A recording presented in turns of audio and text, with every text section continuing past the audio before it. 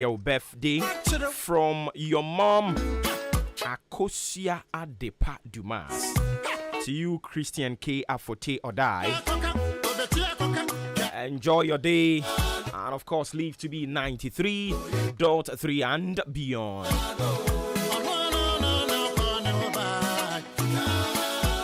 Yeah, they were that chinty. Or brack into a futu. Any more addition at the end of the day to us. So, and Rami Bisa, simple question. Say, Subanye Krawi. Say, Obaba, Anna Bema, Edu Biba, Nani Subanye to say, wo would tear me ya. Obatia says, one wareno. And rap man, Hame who said, Betrichi Muchireme, and I mean, so man, Hame who said, me Chirichi Machro. A assembly Bisa, Kekubrini say a rhetorical question. And into them in Pa New Year, Eddie a few be a ho, until me be Sao Keke, now why would the New Year the amount? A Binam desert.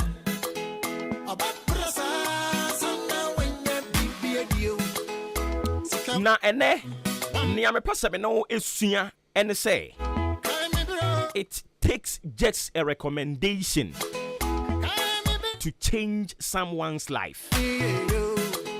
You need that one recommendation from somebody. A best sound brabo. And unti value relationship, value people, value anyone, because it takes just a recommendation. Just a recommendation. When say and then will be ye Juma. At say a Juma in some children. We do not have permanent enemies. It is a politicians. Yes. Enti ebi eneme wa hen kan FM nti e imagine say obi ewo station foforo ye metamfo. But nya minimum say onipa na owo station foforo na enye menene na wa hen kan FM no o kina bi sa onipa ne betimi aba be ye me working colleague. Oh yes. Oh yes. Yes. Because you do not have the appointing authority. To be interested, maybe per se a fast sumesi and answer benti adwumam there be a bosses and it was to me no. And in tiene e bia we ya say oh ahin kan FM and into obi wo station A or your town for say what na wo appointing authority wadwumam mpanimfo kofa ne say ye per se obaba ye adwuma e wa ahin kan a e kwa be na abefa so ne be ye adwuma na yenso ye adwuma ye no obi ka tira wo say application what tro na me fa na adwuma mu awoboa ensem tro adwuma yi se obi se ma tro application me tro application ne koye e na me koye interview e na fa me so woboa e links e recommendation e obi na be di ho dance ye di a kire obi na ne tie nie obetimi aka chem se okay what tro application ne di akọ application obetimi atro di akọ ye betimi afro interview ye baby say bisa ye betimi aka say you good o but interview na say ho no o hia say obi be recommend o hia say obi be ka say ampa you good and inti value people, value relationship ayonkofa, value it because abrabo ayeboyi ni nyina a recommendation. Obuoba wa hai e obi na recommend no odi an kan ka so obefa na dwum na mom oni obi susu hu no nipa ka say ampa fa no e recommendation and it value people, value relationship because onim onipa wo chena oba be recommend o onim wo chena onipa wo ho asem kwakoto ne pono so amaya je na dwen kire onim and it value people because it takes just a recommendation to change someone's life. Value people.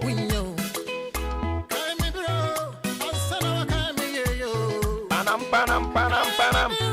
Budum panam panam pananana pam pam pam. Enti ene eya wadwene se wudi politician bi a politician ne wa ban mu. Eni nti eya wadwene se wo tumi chen wi nipa nyina obeye niema bi a wo pa yeti ba bi ne asum ya no ne ye hwe wo ne awudi na chi eya wadwene se wo tumi eni nti nso wo tumi no debi ametena ha meka se senia nantwie ono ankasa ni podua ne to eni ho no mo anche no sanso no konfo no akofa de kom no eni ne nsem nche tiase Ghana ha na ne ye wo Omampani John Dramani Mahama no otumi papa Enkrofobia na didi na chi ye na party wa bam ye hunu bi pa. Eno mu nyina da ne ma adentia. Sanse onipa no anu omudi na chom zu so otumi no ene. Owo position. Eninti sabra na omampani dada John oni mahama wa bam omo anu omo ya kukurukosem omo anu omo ye kintin trinti na yi no. Ene safo ni nyina da. Ono ahunu esu ne ban yoda na di a aban ye ba ye otwiw ben no enye ye because ono ani suru ne ban yoda na die emere bie no emma ne kwan emma obi mpokura en recommend ne say we are you good and nti memma wo kwan ma obi mfa wo nye dirty politics memma wo kwan ma obi mfa wo nye dirty agenda limit ye untumi mfa me nye dirty agenda ne bia meka say before the agenda na ye konkonwasie I make sure say I'm bringing intellects on board enye me bombe pa minko didi obi atem bombe pa na minko dabi na we kra usuro you can never come before me say sa agenda na de bremie entienne of say you have the power. Take your time. Take your time. My friend, take your time. Na ebribi duria na omampanyini anu o Ghana mampanyini na omampani John Dramani Mahama and a former president. Unse wa fe no. Ontenenka because se sia no onia bemu. Eti se sia kwa bebide kura nim ba bi onenam. Sa na tie ebribi duria na omampani a wote so se ye okasa kura obi antie because you're opposition leader. But ebribi du ene owa bemu. Eni ti se wo tumi a eya hwe kwan abefa so be manage be massage ni ye so what I say san say it takes a recommendation to change someone's life. Value people and value relationship.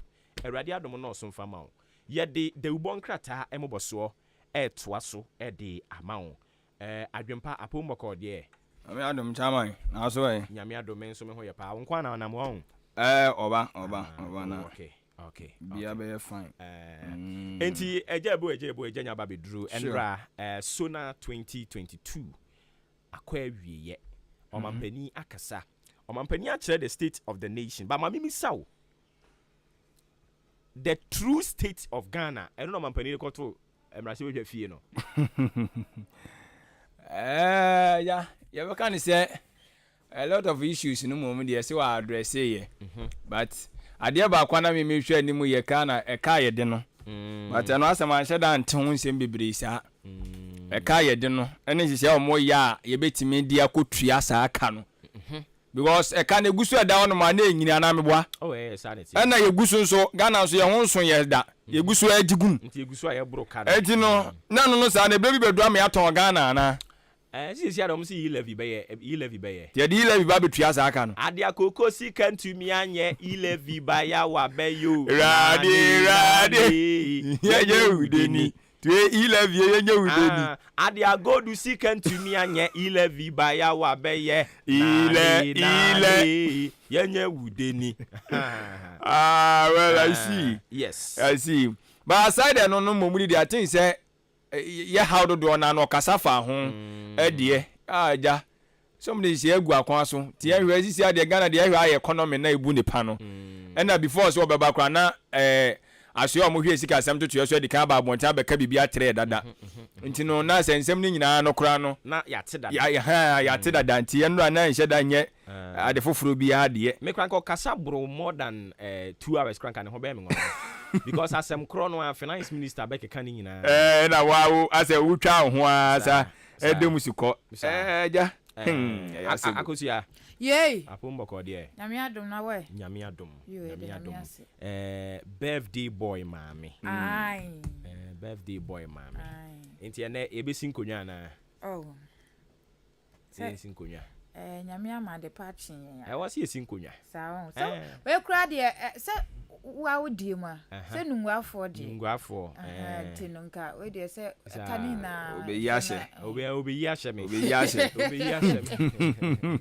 na da no na oye yi na ye yi oye yi na de na we aba ayi no na oye yi na no oye yi se no nya yi no nya yi na we de afonte ni kwa ni mako na tie na dinge bi kra wa ya ma wo no nya jengo kutwa ana pe me wo wante da bi me wie nam do de abro ne fish mate one fish DJ fish we ya na ma na so ye nipa da bi o me ye na me sa so ya fish ada ko me nyuma yati entino enno adamu mi no so one fish yo to wo dia wo de mani da so na fish de me bi sa wasem na wo pese we di ehye Mr. Robertson Buedi any Obuoba wo pese wo yi di hye yen me say ono dia ma boni din na so wo pa na mani da so na fish de na ni sa da so nani da wo so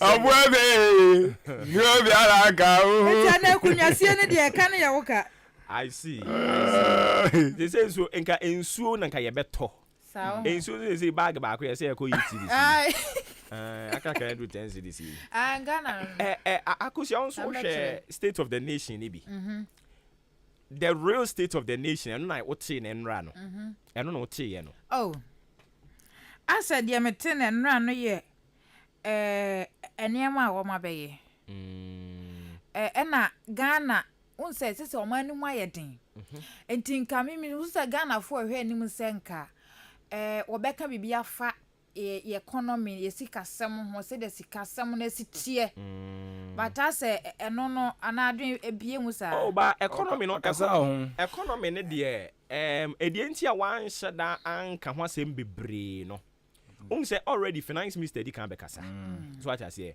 ena nyankopon ya demo on the 7th of next month I shall see what channel no vice president Dr. Alhaji Muhammadu Bawumia obekasa dia fa economy ne ho ene ye ka no ense ni nyina ka economy ne ho enti obekasa e dia fa economy ho enti majime di se ebia enunti ena omampani anhyeda anko economy ne so bebre no se sisi ade ya nimusem ne asumsem ena ade ya nimusem ne asumsem de nya afa ni ekọ ho nkonyasi so acha se na e wose ye hwe solutions a ye de bema economy no but ebiri mo so kire se asana aye bibi ti se de ogina campaign platform so no ana mo ne sa afọ no nya dwen me no mba ya dwen ya bibi sa tina me kire se se because as we wo no na do so do ena yaye ya ne ye be ye no tio edienti enkrofo ne kasa asem ne se party awa ban mu 5 years na still an kasa ye mu we wo sa no a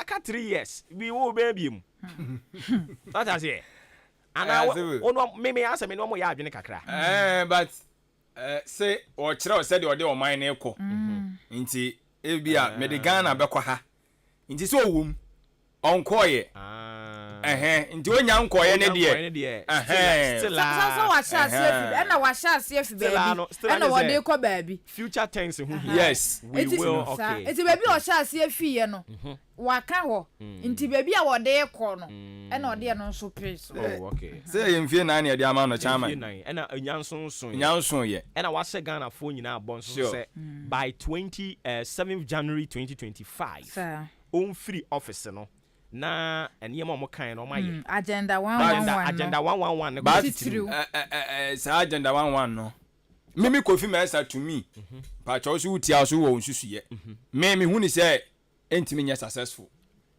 o da bi metro challenge na ma aban no sa yes metro challenge na ma no me hu ni say because now presence am opekura bi man so de da ho ba say omampani age atum say yes agenda 111 ne de omo nkasa no mu ni say over ambitious but also Ghana for boss on firi akonwa no so no ye nyina ye be hunu ne nsa ho adwuma obo de on be ye ne say most of them na be say e-blog no ye de beduru baabi ye nwie ye beja no ho omo ye nte ho ase on say na ya na meka no because we agenda 111 no we see hospitals mako wo ha ni du ba ko in less than 3 years ana ni wura fi no one nana in less than 3 years na sanya okay nya say omo nhase o okọ some site so ebia at least me na me expect say Kobeka say we will complete most of them but nya say ye be fulfill ni nyina antimi nya possible me to me antimi nya possible say na betima wie ni nyina de amayen. We are looking at somebody and I say yetie obia or can say oba be one district one factory and then one district one factory say ekoso ana o say ekoso na we are still listening to somebody or can say what the free senior high school beba free senior high school obi anka ye be ko 2020 about mu kra no de beba but first year no 2017 na no de bae enti se onipa se san ka kire wo se me the agenda 111 de ba na me hyemobo me ka san ti sudua se mimi mfiri aban mu no na ma wie ni nyina se wo se ye man the benefit of the doubt ana obo de wo kan ye no kro o de aba but one say na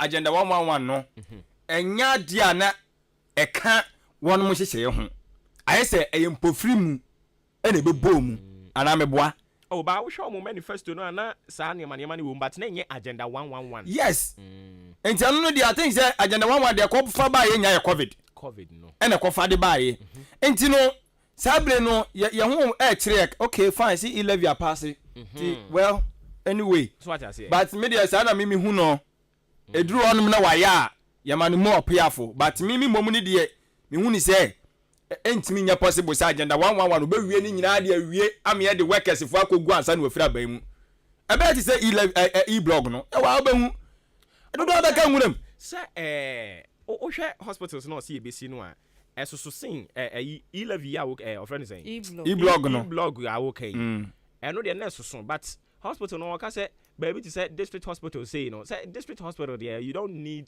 that huge building so I say enti anu say no mbetimi kikri we ba ho so no within 6 months so mbetimi ya ebu okra na ase ayarsabia no wo hodeda but omu peje mu kakra rehabilitation obehwese bia ti say odan government hospital say de tie na ayarsabia no wo hodeda enti no obepeja nu na enema bi touches bia wo say enti no mo de mo mpa ye say wo be ya wo ya ye nyina ye mfa so ye bebo ye nsem de ama no but mimi mom na me hu ni say ma on hye ho bose chinchina che se mewi ansa na mafiri aban mu at least yen nim now sisi ya baby ayegina itina na ebia menwie no ebia menko no na ma yedodo na Ghana for ye beti ase but okoye se na duru onum na se na amamu a na asif se wadada ye beti maka ne sa na eno susu na ebasa na wo voices na de kire Ghana for na MPP fo ni bi nso bu afu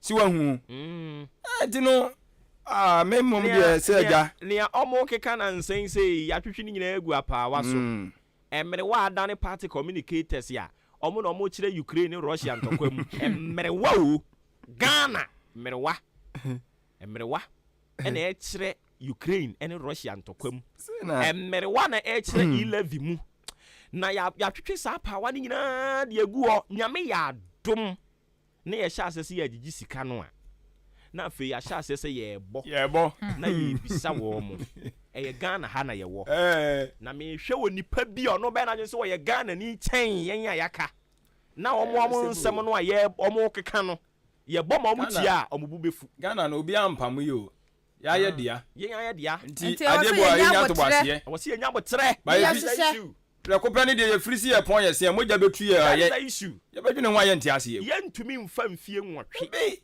enye Ghana bi how ye wonyine ntumi fa nso ya na ye hu ne se asedi obi taye so asedi obi hye ye se tentina te ye nya de we na so nka nti sasen company fo no ehwe na wo mato mo bo ase ahyehye ne ma wi nkura no se wo ba na ubedi oman no so a wo de nka ade ba ko pe ana mienu miensa pe na obetimi aye aboa oye boa na ade ni timi wie pe ya Ghana fo ni me gidi se Ghana fo ni beje ho sense ube shabo bebre no wa bepeja wesi wo nwie no apeja wesi wo nwie peja na aman no ya basa odwe ho a wonti ase wote ase a wonwene ho os aman ya yekwe me da bia I have a problem with sa napco ni sei da bia meka mo problem wo ho obo obi na bia na djuma na sa napco ndi agu ana ana da so te ase ene isi amini ba bia ne boble ni nam so mo ko adwuma napco no ana mo ko adwuma sa mo ko adwuma nwuye oh I see aye bibia wo ho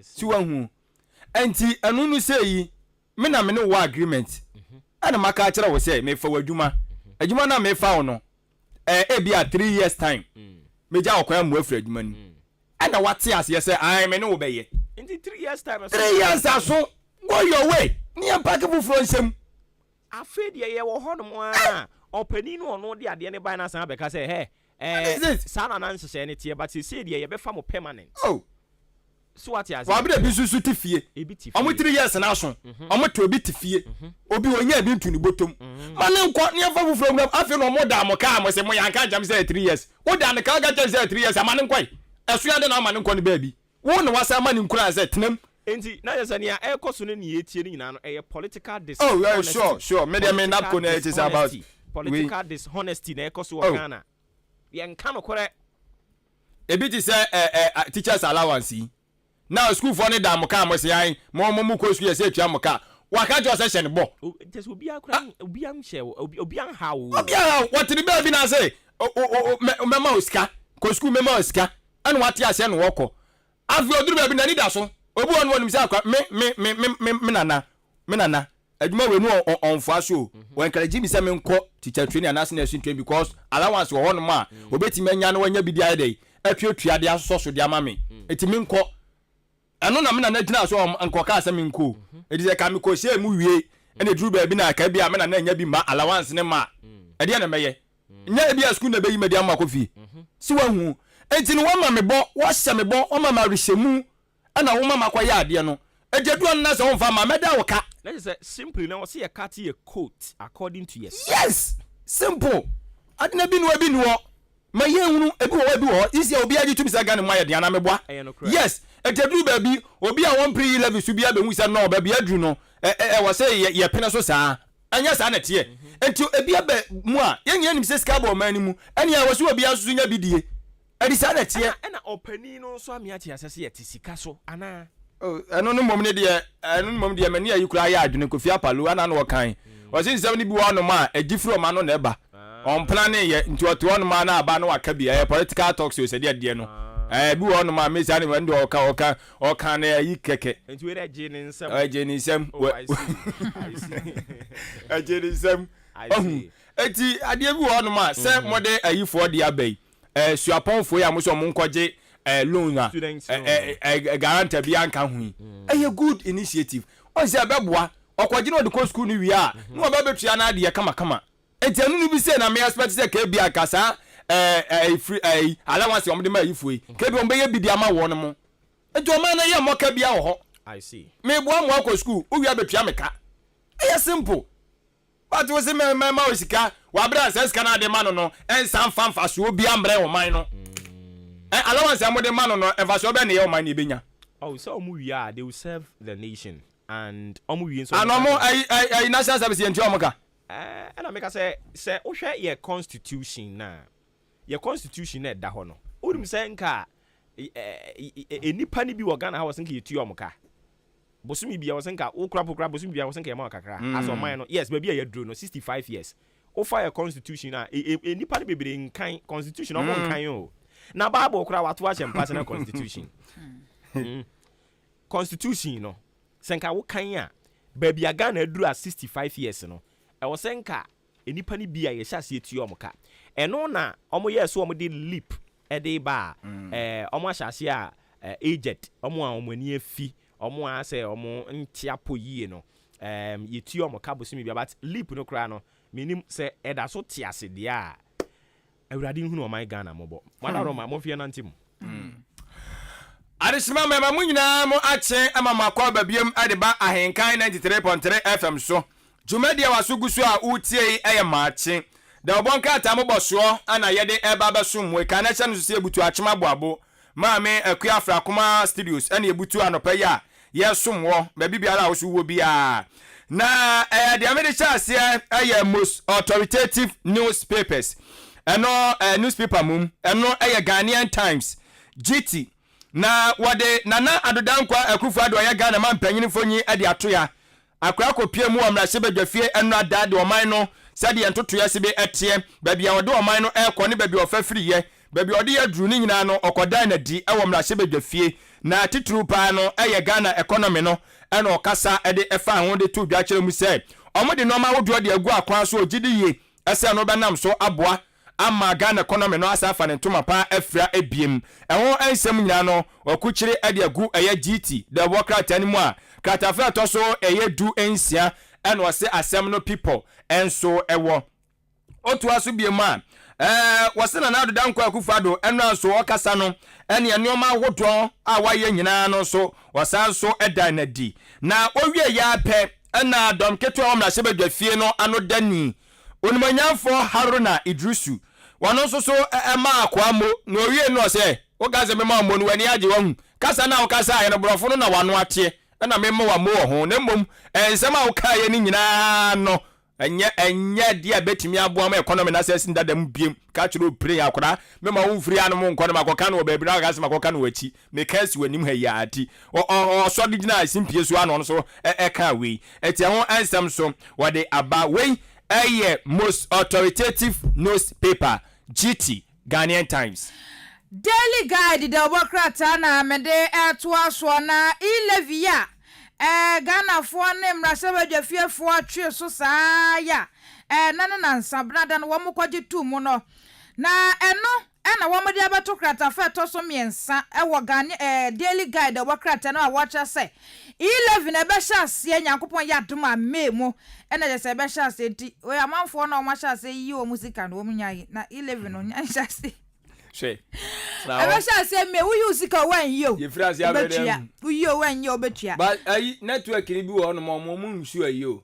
omo de no o send omonti nti isi aye be divert akọ no mo na wo do mo tia betua 11 nko sa okay nti ye be kọ no mo sa enti Daily Guide Obokrata no na de aba no Wachesa St Andrew School no wono mabo so pa mabo wa baba so se wono mo enchire ne wo mo adesua wo mo sua wo sukun wo no eya de papa pa no nti no wono mo ahye wono mo enuonyam wo Daily Guide de Obokrata no mo na Wachesa 11 ya wo mo kwaje tu mu adom kuma no sori pie no wo mo chese wo mo nto mo ase nto wo de kokoto Supreme Court na wo de eko na Ghana man peni na nado dankwa Akufo-Addo wakasa biom wa ha wo kire se no Ghana ha birth and death registry ho no wo mo de akode geta no ntino one may use of football age eno mo ne wan age obu won wotimi ba ni mfie na 30 years anu ataso or 25 years and be obey aba adwuma cha so say akode geta nti woteso ye beche nti no football age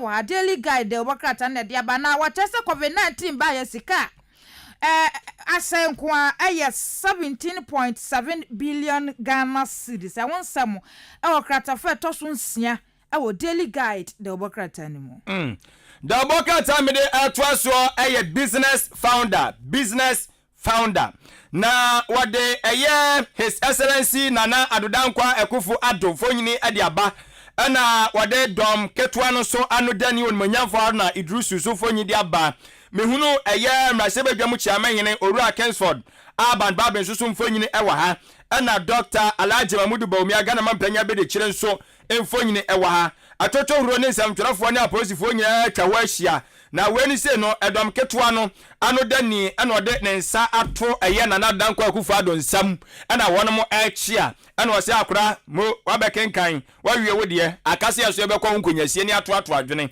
na no wɔde to gya kyerɛ mu sɛ abansa 11 no COVID-19 mom kafra COVID baaye no ene amoman no yabɔ kapa sikabote edi wura mu nkoa no 17.7 billion Ghana cedis enye sika ketwa emu odu papa no say si ebetimi asa anya sa sika ne back no yesa betimi asa ka sa sika no enye adeketwa enya se yakoto ya ne ada da bi ene bebre pa ye bebre mba ye den ene beteki mre so ai bedi mre enti won so nsam nyina no akochiri agu krata fa to so mienu na Ecobank fo kire se wonom so omanya mfaso pa o omanya mfaso omo adwumadi a omudi ye omo wie ye a omo tete ye to omo tuatua nyina free mo no omanya mfaso no eye 174% 174% ene no ye mfaso omo atia omo sa etimi aka na sa de amenti asiu chairman siska sem de wo ya de 174% na kire say waji chemu de sinu say waji chemu de percent bi 100%. 174%. Almost I had a. Almost any of us who munyai. Ecobank for. Oh, okay. No, waji chemu de timburo sa. Yes. Na say I don't cry to be kwa kukodru 300 in 600% in Oh, okay. It's 174 then I just say. Yeah, Nissa. Oh, okay. No, my idea. Na Sansuna Interior Minister for you wow, Ura Ambrose Dawi. Na Ura Ambrose Dawi no dia to bia mu say. Aban no gusua de no megu akwa so say de be ya. Yan borders ahodo no. Hawa ye fam wo. Se enkofo timi from mama so bowura o manimu wa bra wonom krata asem enye. Bi mu ba timbe di sabi bonfo sam ne ade ne nyina no aban no eguso di normal egu akwan so na se obete kora immigration officer bi odi ne dwumadie na ni akwa akoshutu na kunukwa enti ne nyina no chese aban di normal egu akwan se de be ya yan borders no ahodo no ye betimi so ayira mbambo ensemu enso ewo ho we eye Owura Ambrose Dario ye interior minister and odi ababeto eye edwa business founder. The National Voice, the Obokrata no na bedru so no. Na wadi atudwa e the National Voice newspaper ma watch say. Boga MP. Sa di we ya na mesre. Watch say Supreme Court ama atre da won besan so ne Boga MP akwa tutu nsema no wo court ho.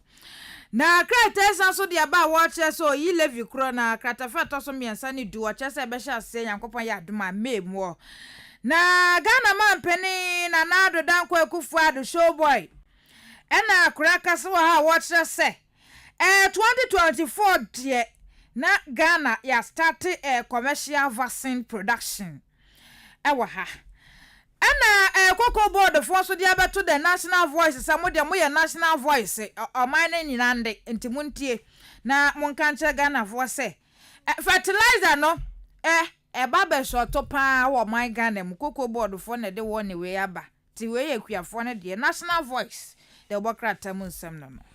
The new crusading guy the bokrata mu ensem adeshimama ana mede to aso ede amamo wo kire mu say MPP lawyer ladies for ana wonom so atimi akeka omosasia omatimi akwakoye anesifo bi enso so emwa Nelson Mada na chese obi awawa akra wofro kra no onom akwakoye wonom so emwa ewo de obokrata imu omoso de aba na Ghana o chese COVID-19 no ye de sikabotia no 17.7 billion ana ede shemo ede toto nyoma His Excellency Nana Adedankwa Akufo-Addo ana ede we ato eye edwa na sanso no chese ensase bi ho nsusu dwadie bi akoso a ene ewonsem aye deja ewa busua bi mu ewon enso ensem so wode aba ewo de obokrata yi emu wode atodwa ekirem se Ga East eye aban kratia wono enso so wo ho we ebe ya aban wura wono enso so waja wode eye akwakotwa pasum wode aso akobofo mum se yenhwe na eye akwantempon a eno eye 2.5 kilometers yenhwe ne anyintum ewo eye abokobi town roads no wakwakoka sword enso ewo ho sem enso wode aba na Minister for Public Enterprise eno waka kire eye board of eye CEO is for say wonom so nhwe na omototo nyoma said ye be ya Ghana enyuma bi wo no man fanfa so de emre oman no ebetimi ayi ni nyina so ede afri wo the new crusading guide mu ensem Supreme newspaper the Obokrata no na medru so na enrada Ghana man peni na Nado Dankwa Akufo-Addo kenkan so na no ene nsema hodo no bebre na na pie mu na wo kire se wo hwa os integrated customs management system no one mo so aba pa na o se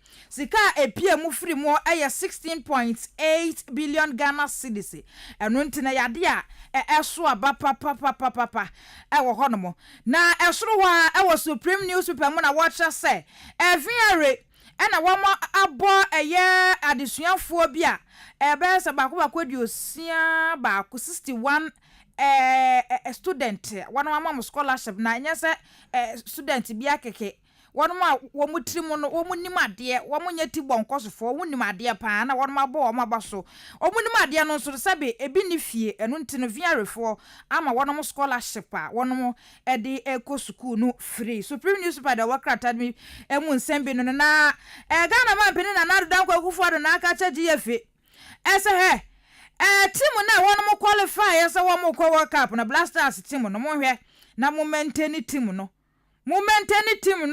na montoto niema yese na be ya Ghana team de be gina na so pintin na one mo akosi akan supreme newspaper de nsembi ene we no mo na ba monten so anope na mede revealing the truth the about time the anchor and so ede amamo na the anchor and odi atudwa e the about time chem say aban lawyer panyini kire say Japan deal no one some of the aquaquada ECOWAS court no or chess ehun hia mo se mo ble kura wo ho say Japan ya de beboa Ghana for na ya no foi na wona mo person mo ba aburo nti omo edwedwe ho enti won de o ka kire ECOWAS court for no say mo se mo ble no ma daje kura wo ho asem enso eno no na what his excellency na adodan kwa kufu adonfonyi ade aba ana wade onimanyamfo Abdullahi Jinapo wono so ye osoafo no ana ehwe ensase ena obo ade enioma ahodo eso wade wono so mfonyi ade aba ana wade enkrofo mpempim bi di aba wono mo ewo folesi bi mu omu tugala ene se do ma hunu nsuo nani ne se do ma ya asase ne okata imu anom no areho papa na no na do dan kwa gufa ade di tudwa kire mu se sisia ne de wa wunnim na yafunu be yaw na obekọ nsuo bi mu se okotu fom agudie ana obekọ yem forest bi yakwa ye bi mu se okotu fom agudie wa bla nya kwampa so no ye chewa hela wa obefahye waso be yahye papa ana ode wasem enso ede aba enti wazisi abeso otu galamse anu anse ja wapẹ kwa papa so no wafa kama ka ta fa to so me yesa asemi people enso egu ho na wade wasafu panyini bi mfonyi di aba ya ojanyame ana wade nsa to ni pampem no si ye mawu Ghana fo man kan ye kra konsam we dia fa me ase wase konsam fa na ase ne kotum ha nye wonu ha na yesi sofi ana kan obi se beshenko aw se ne dia adu no na me ni na da mpare ni wode anye da mpare na so shenko bi abefre wo no ana wenka ho kunkum kwa de na so tim obi wu wo sen kwam se Black Stars be lusu wa bi obi su so adna kuma nyina se ma nya nipa na hukum no obi pia na no ansa ma na kwosoro wakuno na pale we heli up we control phone bia ye heli up so ka phone kwasa ne fans ne chesi nya sa no okay then ayesa adi osofo jeyame no kan se he Black Stars fo yantum na so mu kwa Nigeria na kan Nigeria fo ndi eba ehonum pa no mu kwa wene pa wonum pa maga na akwa kwa World Cup ensi da ensi ena o kan ye enza Black Stars akodi nkunim yew na yese fans no omde agunu so rom so we chewa awurade ji say andemitas no kono o che o same boat o nyina ba bia na fans ne so onim no agina so wagina hom no so no mu dia na so be yashi ida oboka te bo mu dia agunu so wa ha enkomfoi omo sha ai sembe krani dan pale cheno iti wa mo obi anya broken heart wa mo obi atwa wa mo obi tia ene ana nko bi ko twa bet kra ko obi obedi wo kan sa pe wo me obi so me na ko twa Nigeria chi because so me na rishemu am on so agbadi no enti se me ne sa afo nya ka besi no double case o me ne sa afo nya mo mu twa bet nya mo nsi no because am ma twa die mo ani o twa da be this ana ba ku yi on fe ni say so fe do ba gu o so ko ka ayi ma chi Champions League match ya Amfe. Oh, we don't finish ni. We nyina ate ho. Afede ebo ho na di. Na Nyankopɔ yɛ sɛ na akoma di bɔ achi. Na Christopher pa so de du bia ho asiro. Na me ani abro obi yare pa yare sɛ na me ani abre kwasa yade ase bɔ. Pa ga je Nyankopɔ na akoma di bɔ achi. Wo de ana mo ho asiri mo. Sɛ baby a enipa no nyina ani wo no. Ehɔ na wo mo. Tino pa attention. So on say enipa na dwene ni nyina di bɔ na chi.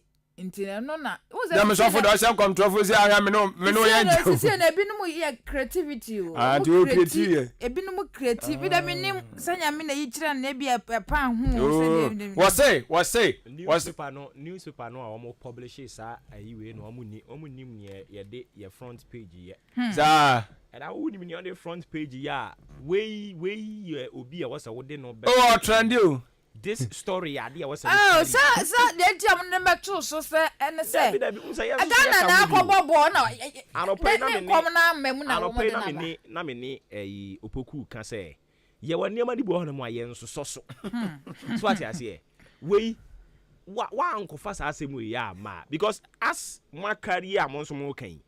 Obi be kope na hwe no. You are making the person become popular. Say Ghana dey. So what I say. Entinya niam ni nyina na so.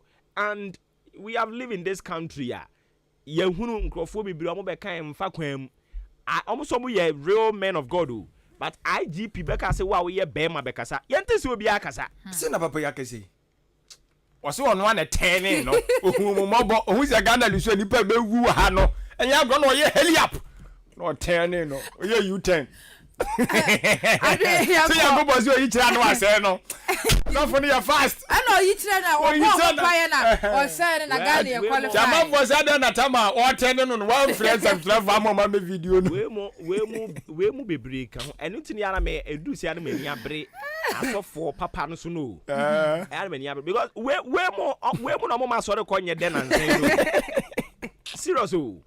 Like I'm very serious about this. Omu gunyami adwuma nani mu ase. Oh, omu because already no system no enkrofo bibiri adwen asei. Hwe de course lockdown ni mu. Enti ama sori kwan kasankasa sisi asori kwan kasankasa no. Enkrofo bibiri de. Enti say yesan so enkrofo we mu so a na ma ho kwan ama enkrofo bi what say enkrofo asori kasa de atia muslim so mu da. There be but I didn't know Christo some the etimi sorry cassette ya because of a sunni buying beer every mo da na di yes some trofo mu bin so yes so ye kobobo amalam for ya mu ni Ghana ha omo ha ada na ya ye nko mo ho why do we give opportunity to enkrofo mu be gu nyame adwuma nani mu ase and those people nyankopon fa nche wom omo so fake prophets so na I say your Bible program na ye den nyina God will never forgive them because you are causing people to blaspheme the kingdom of God. And Yankopon fanchew. I say ubehunu sinner. Dramamboni no so kanyamia ono so kan sempoto de fa nyame adwuma ho adentia because obi your friend ho prophet ya o gene ne ho. Obeba amansem trofo ni bi nso ba so ne so am waye de oye this kind of people you will never be no on my show because me hunu video bi a na no so trend yes of bi na o mama roro mo na de na we such issue we mo trend me why say ade no kwa so a movie mu nyamanya ketua omo the mileage then they become popular. And we obi obete saade we bia ni bu befu odifu and then the new prophets no omo ye genuine prophet na ye bu afu omo kwa for nothing because of we mo and some trofo no so to the bia yenso so ye wo how ni bi bone po se nyina ka ho sunti bia no and media me kama in some trofo no mo we mu some we mu na ya na omo find interest they think say ebe mo manya followers na viewers no say nyankopon fa nche wom because mama nyame adwuma ni mu gu ase adena so for papa no hom nkonko interview wom we have genuine men of God wo Ghana ha I am nkom ho minto ano minim sofu bi a ono say issue bi say ba na wa frew ja momla ne yankasa mfa nwen na o ma hye da plan. Yes, that is it. It's not fine. That is it. And some trofo bebre wo Ghana ha no madwuma mu die no nyame na ade ni di agoro no mu gu nyame adwuma ni mu ase e blaspheming en Nyankopɔn fa nkyɛ mo ada ne amon kɔ malamfo no honkɔ yɛ saa de no ada ne amon kɔ yɛ yɛm fa nkɔ ayi Prophet Muhammad, peace be unto him. Ada ne amon fa nkɔ hɔ usu wani eden ye nyonsofo bi bɛsɛ nkɔm fa chief imam ho ɔsan kɔpa akyɛw ɔde nantwie kɔpa akyɛw so ɔse na ni eden entra de Nyankopɔn ahenie ne de ɛno de ye gu na ni mu ase a we are so comfortable. Oh ya se mu enti anu no de anko ne wasempa ene daybreak the Obuokrata freedom in truth na wasi daybreak no na kasa wa ha watch say Reverend Intim for your Deputy Minister for Education watch say free senior high school na your mind dia enu ntini se ye ya ebeboa ama Ghana atimi akoso na Ghana mampene na nadodan kwakufu adesan kasa wa habien we message e koma Black Stars no watch say technical team no eno so wakasa de afon a wo hwe so wo mo hwe ntoto niema na wo mo maintain na team no enja ne na so agenda 111 watch say be hase na nadodan kwakufu ade Ghana mampene show boy say 2025 de na agenda 111 no we project ni nyinada daybreak the Obuokrata emunsem no na daily graphic the Obuokrata no ne samra ne ase truth and accuracy every day what day ayam na shebe demu chiama yen mfonyi e de aba ne kire speaker of parliament yewura Alban Kingsford Barbin ene we no wahyehyɛ no se wohene no kama no agina henche no gine kiki no ene wo se mra shebe dafo mame kan kire mu Ghana nyina hwɛ yɛn suba yɛ da na di wa ha wɔn mo hwɛ yɛn nya nko awo amano ni nyina nkɔfo ama so mo hwɛ yɛn mesere mo baabi adu no yɛn da suba papa adi enso so ɛwɔ afianom na intimi emwa ho asɛm wɔde aba sona state of the nation address na na de dan kwa gufare de kɔtodwa ɛna da ma sebe dwa fie dɔm ketewa no kyerɛ sɛ ɛnsɛm ɔkɔka yɛn nyina no anya de a ebetimi ayi ahunyanhia Ghana yɛ wom sesei no edi afiri ho mka kire ni praying ye pray mfa na wode enho asem enso edi aba wode owura bi so mfonyi edi aba owura eye Gilbert o chese wono eye bibinia odi kan ya ono so ekwakodi eye ILO for enso enim ena wode ho asem enso edi aba na owie ye no ena na nado dan kwa akufu ado ene etotodo ne ntiri bi ono matwa ahanum ahia the Obuokrata nyagro na sedem di kan ka kire wo the Obuokrata wo de ama onimu no na na do dan kwa kufa de nsa ato ayedom ketoa no anu dani onimonyamfa na drusu ne nsem a wonom achia ene amanfo osere wonom osere pa speaker na esiri ba omia so osere na ose ahwe ne fe kasi ya na moye no ma shebe jafia kan yefe ana na dan kwa kufa de ka kye ne se mesrew akora ma me fansi so na ntu nua mu nyina so se ye nyina yenke ahumom na yemwa na yenkyekere oman Ghana na yemwa nkyekere oman Ghana medase ma menkwa homa no so na yenkonkobo enkomo tisi ya ne Dr. Sam Wolanyo ekotwetwe nkomo de afa enra sona a omampani akufu ado de koto oman imra shebedwa fie nim no yekotwetwe nkomo de afa ho doc oti yenka apomba ko de Yesu adomo mu tise nyame adom yenso ye ho ye papa ye da se wiamu nsuo mu bribia ye bebo wa homa mu no oje yeso yo medasi anopedia ye ba wo nchen ye nra na Ghana mampanyini ekọ me mra shebedwa fie de Ghana bobre ekokotu edwa ma mini kan empeke wo initial reactions saying na wo hunu no fae so said the Ghanaian economy is going through some challenges, and I believe the president concentrated much more on encouraging Ghanaians rather than just telling us the exact state of the economy. And he decided to encourage Ghanaians, say, despite the challenges, there is hope and things will get better. It's more or less like someone approach. But the realities of the economic fundamentals were not really touched. You're talking about inflation, the interest rates, we're talking about the growth rate. And so we're not able to touch the basic fundamentals and how it's affecting livelihood and individuals.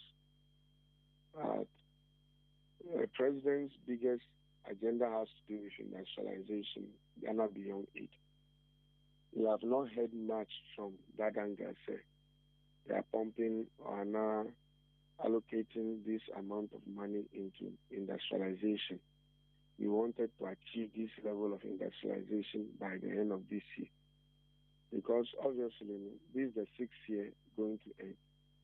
And most of the core and pressing issues, I think President was a bit silent. But he did well by encouraging Ghanaians. Nti asɛ in all no na ne message ni nyinaa yɛ sɛ okay me nso so magye atum sɛ ɔman ni mu ɔden but ɛnyɛ abrɛ mu na meba bɛkyerɛkyerɛ mu emu ayɛ den wokɔ sukuu a wokɔ ha no mu a na mmom ɛyɛ nsɛm a ɛbɛma Ghanafoɔ kɔma tɔm yɛm na ne wɔ sɛ nkɔwɔ ka. Yes, sir. You spoke to encourage Ghanaians rather than telling us what the problems are.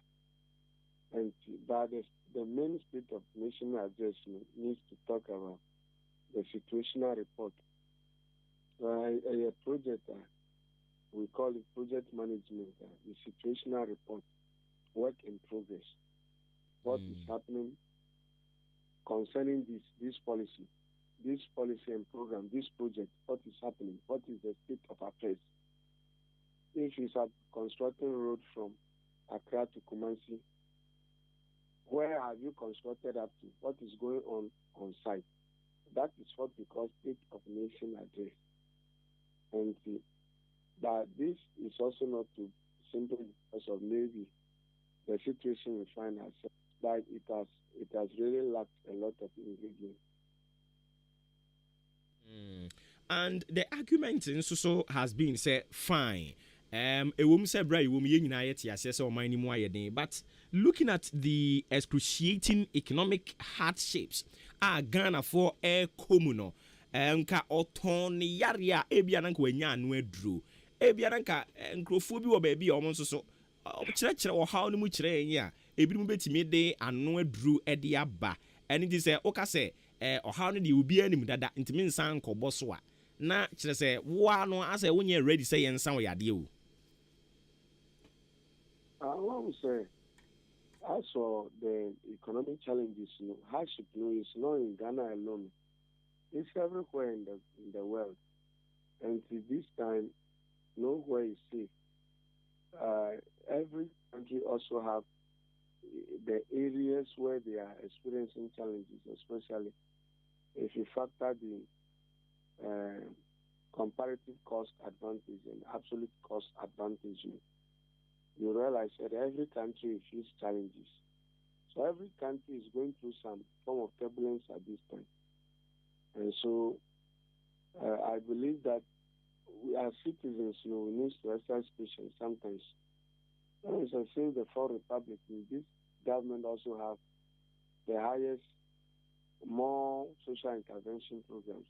And once you do that, the expectations of Ghanaians from you will be very high.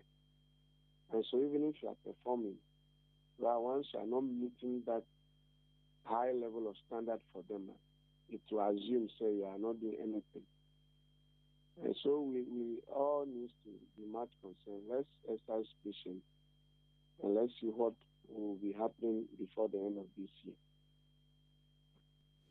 And looking at the kind of words are not all use, as a bind, send you can party awawa bemu close to 6 years. Na as a future tenses no edorson when his speech that should be the right thing to do. Not at all. I would say, I think the president wasn't speaking from his mind. He was reading a speech wrote for him. So sometimes when you are reading, it's very difficult to escape certain words and not sentences and not clauses. So I think those who wrote the speech for the president didn't do him much well. Simply that the president cannot be telling us that in future, he believes things. He should be able to tell us what is happening now that he believes that will lead us to a good future. So that's why I started by saying, the speech itself has not talked too much about the economy, the state of the economy.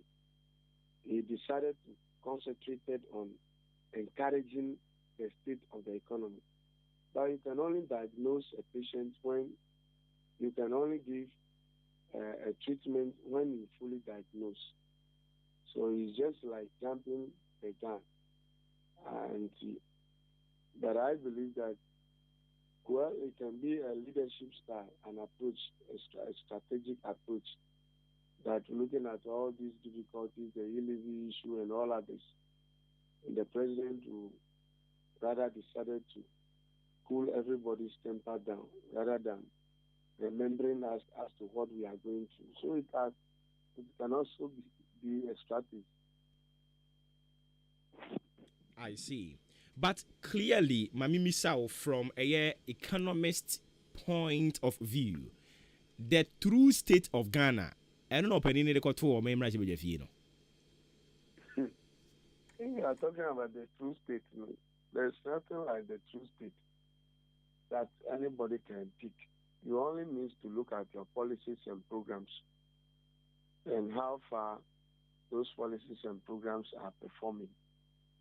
That is the true state.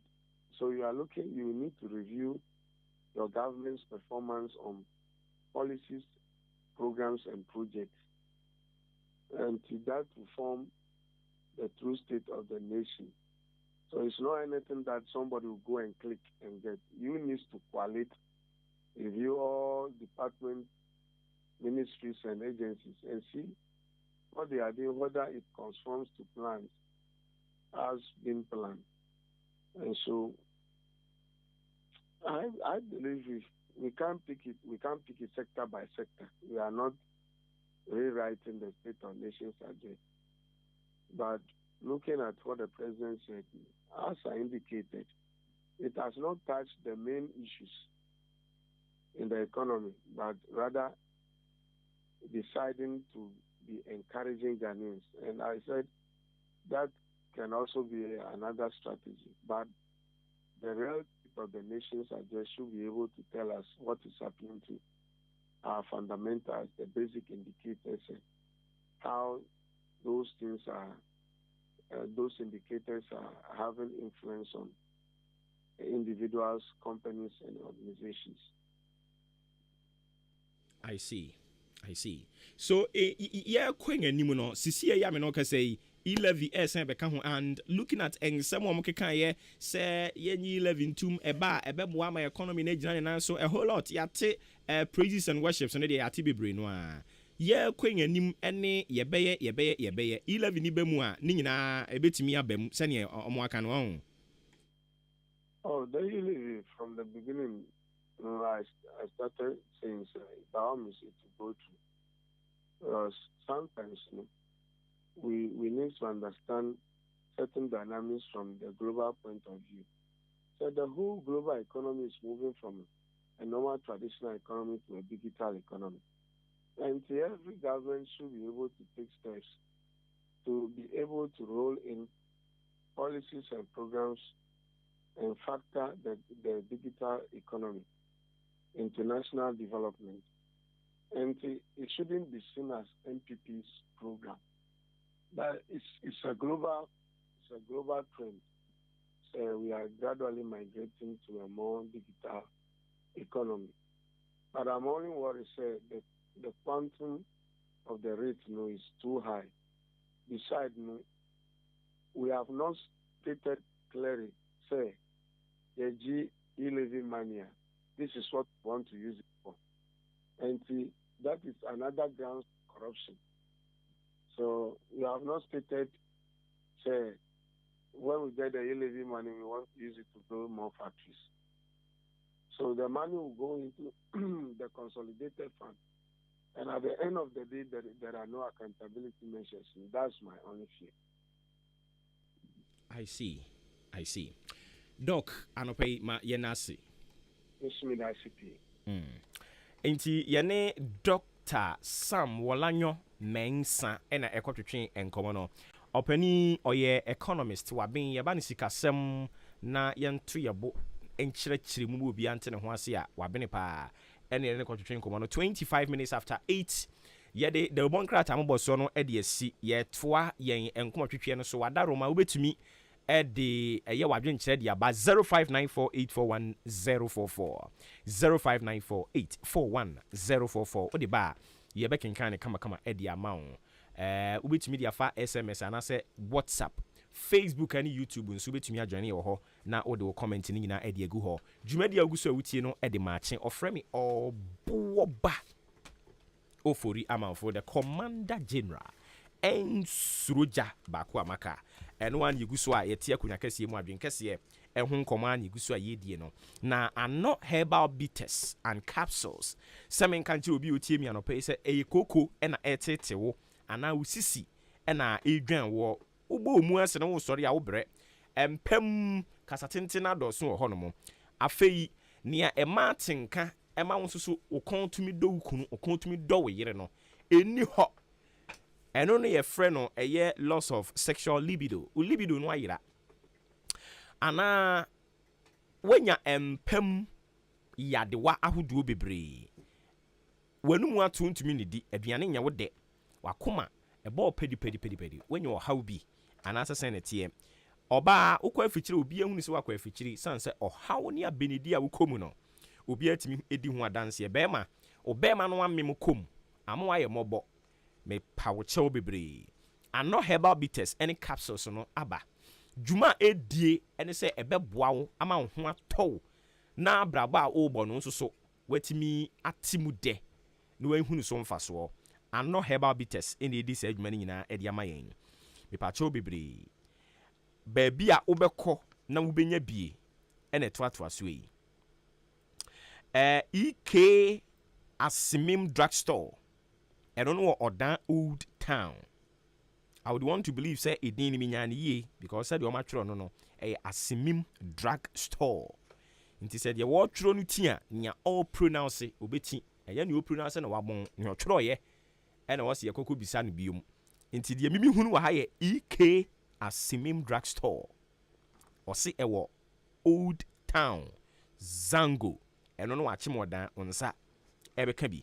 And watching so call any leading herbal shops ewo Ghana afana nyina on sabe can be ya no afra no herbal bitters for 0541 210227 0541 210227 we ni number obe frɛ no majo so oba henka na fm nso so a onsa ebe kan edro no ebi na Frontier filling station so say men kan kire trotro driver taxi driver Okada rider ana obi a wode fuel edidi dwuma se omra Frontier filling station any achem abowabo market no na edi enhwe animu yewo super and yewo diesel oba wonsa be kan bi ebo ne da fam beyond excellence eno ne ahotedin san say ba ya bay yesi ye be somo manfo ewo kwan papa so eni nti yaboa ye ho yen de no ubun so bekoto fuel wo baabi ye de nsu afrafra ne nyoma kakra bi a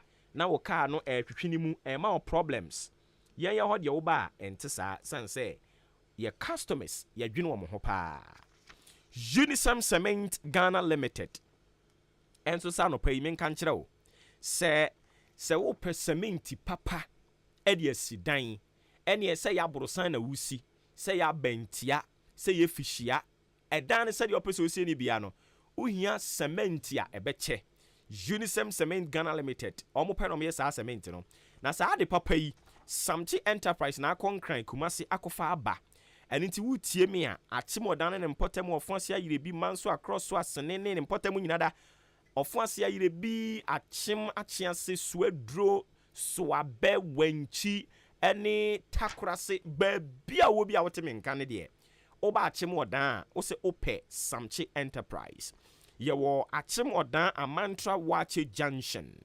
yabesi abrosan foforo kama eni Dukes filling station no ena edi enhwe ni mu 0243583190 0243 58 3190 na Samche Enterprise adwuma efo no so wa abotre ene nti wo ba ibenya abotra ma ne akyerɛkyerɛ mu de akyerɛ wo na onso so ya ton ade pama wo sanse yenim sɛ o kokodi ho adanse a ena atwe obi foforo de aba yenkum dwafo ni dwa ene nti wo ba yen ho a saade no kra de enso so Samche Enterprise eno no manfo ni nyina age atom wo ye mason na sɛ wo ba wo beto cement bags ne be sɛ aduonum ene akyerɛ a ya wa akyɛdeɛ kama a ye de be ma wo na Easter yi nso so ya wa akyɛdeɛ a ye de be ma ye customers bebre no a ene ti pa kyɛw wo pɛ ba bia kwakoto cement a ne bo ne da fam a wo benya so mfaso na ne ode kɔɛ ne be kyama wo a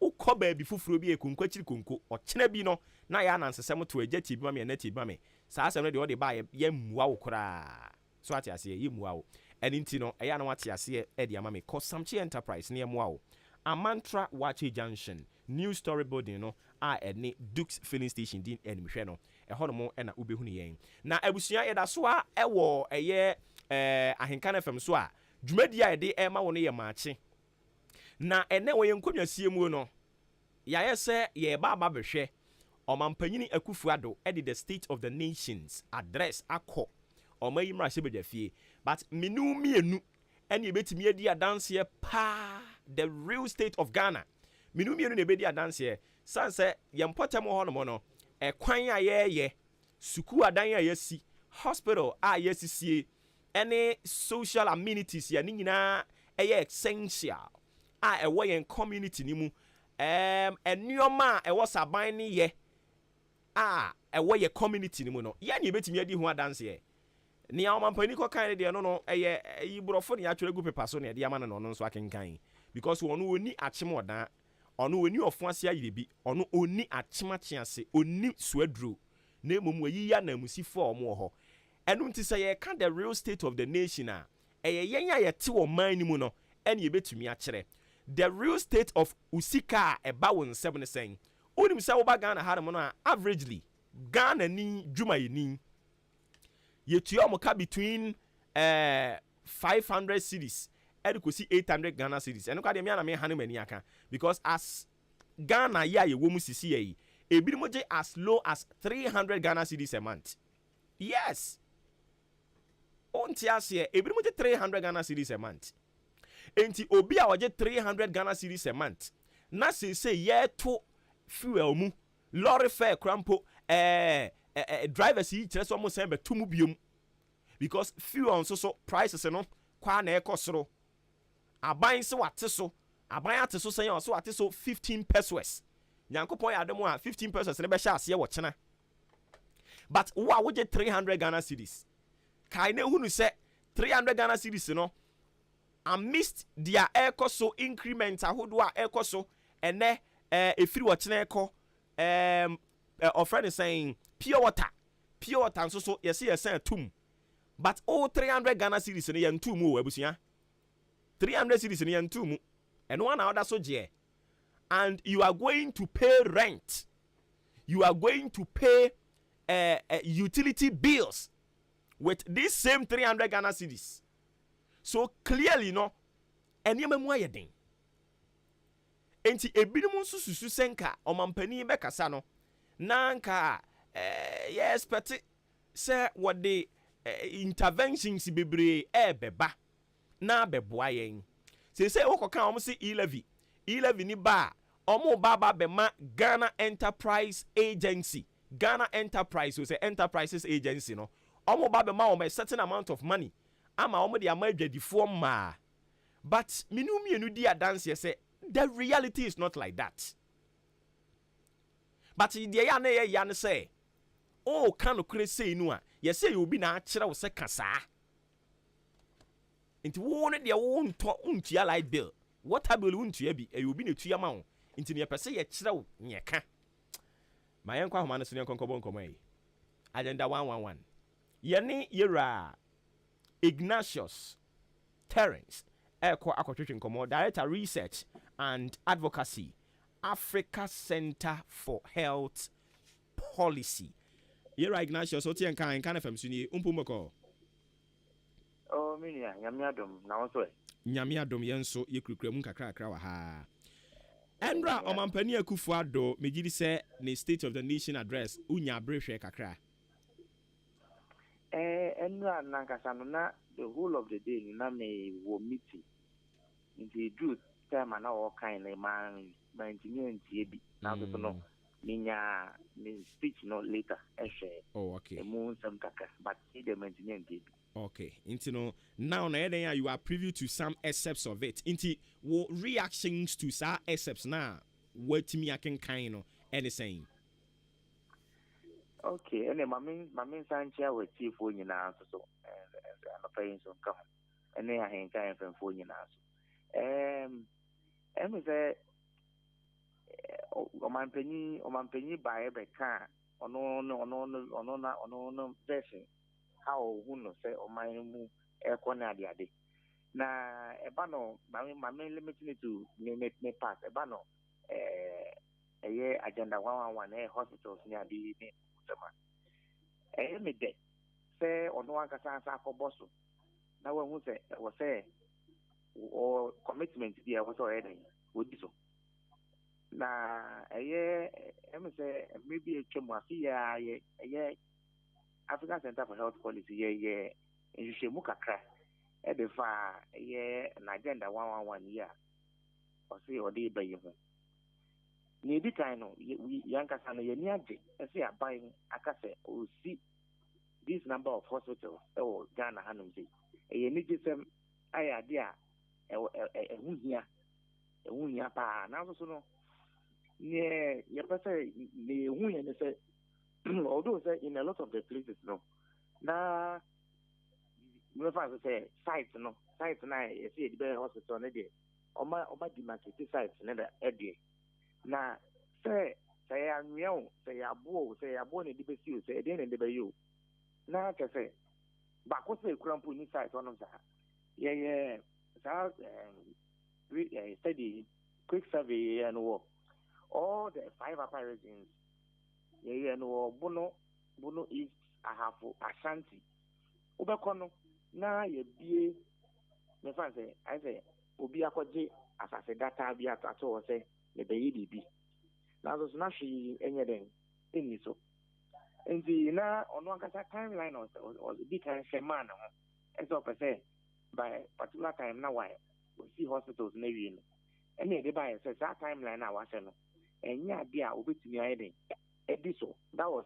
some time back na the safety so no ankasa revise akase by 2025 now wotimi ayeden ewie ometimi ewie ni nyina because ade aye ehun hia de na so na asat now no commitment if we are buying ho eko say em fancy these hospitals no because means actually non-existent as a no biscuit and idea keke now so sika any one yamanema was a year jumano and casano de those some time ago parliament approved a particular number of hospitals here was on more year but on the ground these hospitals near there are buying so person no yen far so no can but and yeah say it has been operationalized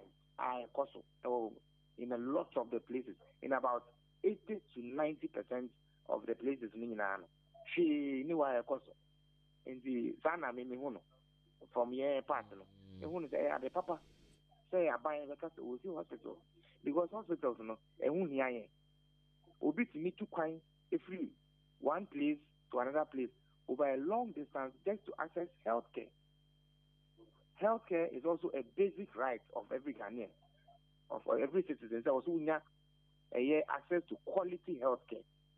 Now also in a lot of places in here, almost need district hospitals. Babies who are almost district hospitals, and yet can see I'm say if me provided the needed services of moving here or Honamsa. And you know, the papa are buying or person will see these hospitals in the area. And the man now so no, and near man I can't deny idea, no. Ye said the wound is a papa sadi. In the say inside no. I see. Enti Andra ye ti o mampani ono ankasa admit say agenda 111 dey na over ambitious. Now so still ogidi say on free aban mu no. Na we see awie. But that wasn't the original promise of the Ghana for.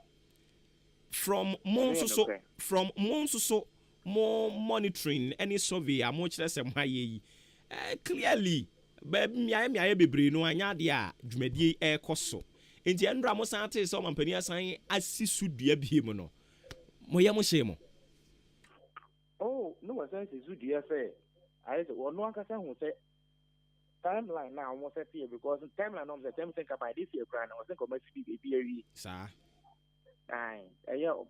first timeline of the man na about the man na was think about my this almost be awi now your problem can see pa na your work a challenge now it has actually become true and I say na sika sem I was here the couple year those you know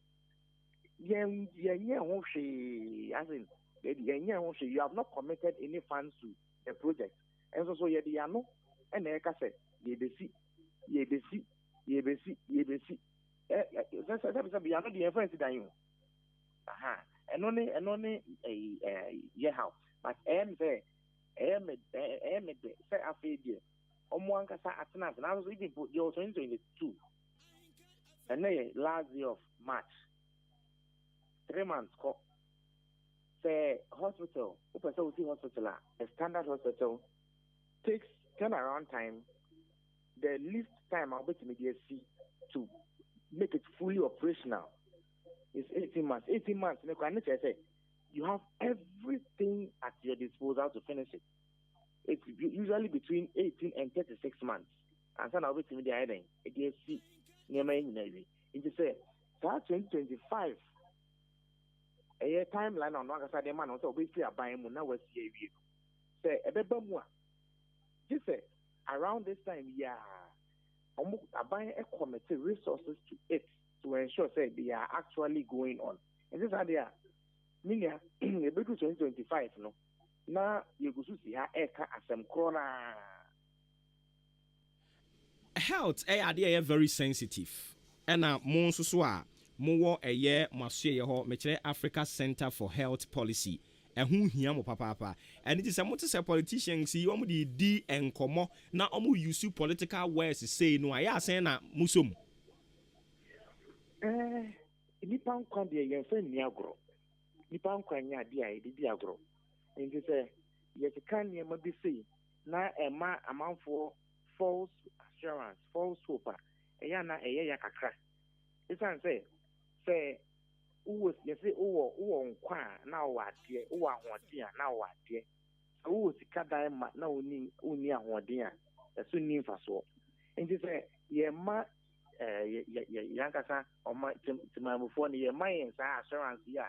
Now Yankasa, they are not a caneka. Now, we are not actually doing it on the ground. And I idea a hard Obi nim near Obey Yarechina, basic China. We nim the dear, Abia, 77, a China, do and 2 days ago. Maybe not me too quine, usually, they may Accra, baby, I may come, baby, I may come hospital. Now, me too quine, and who's asking me home for me. So I had to go to the nearest hospital.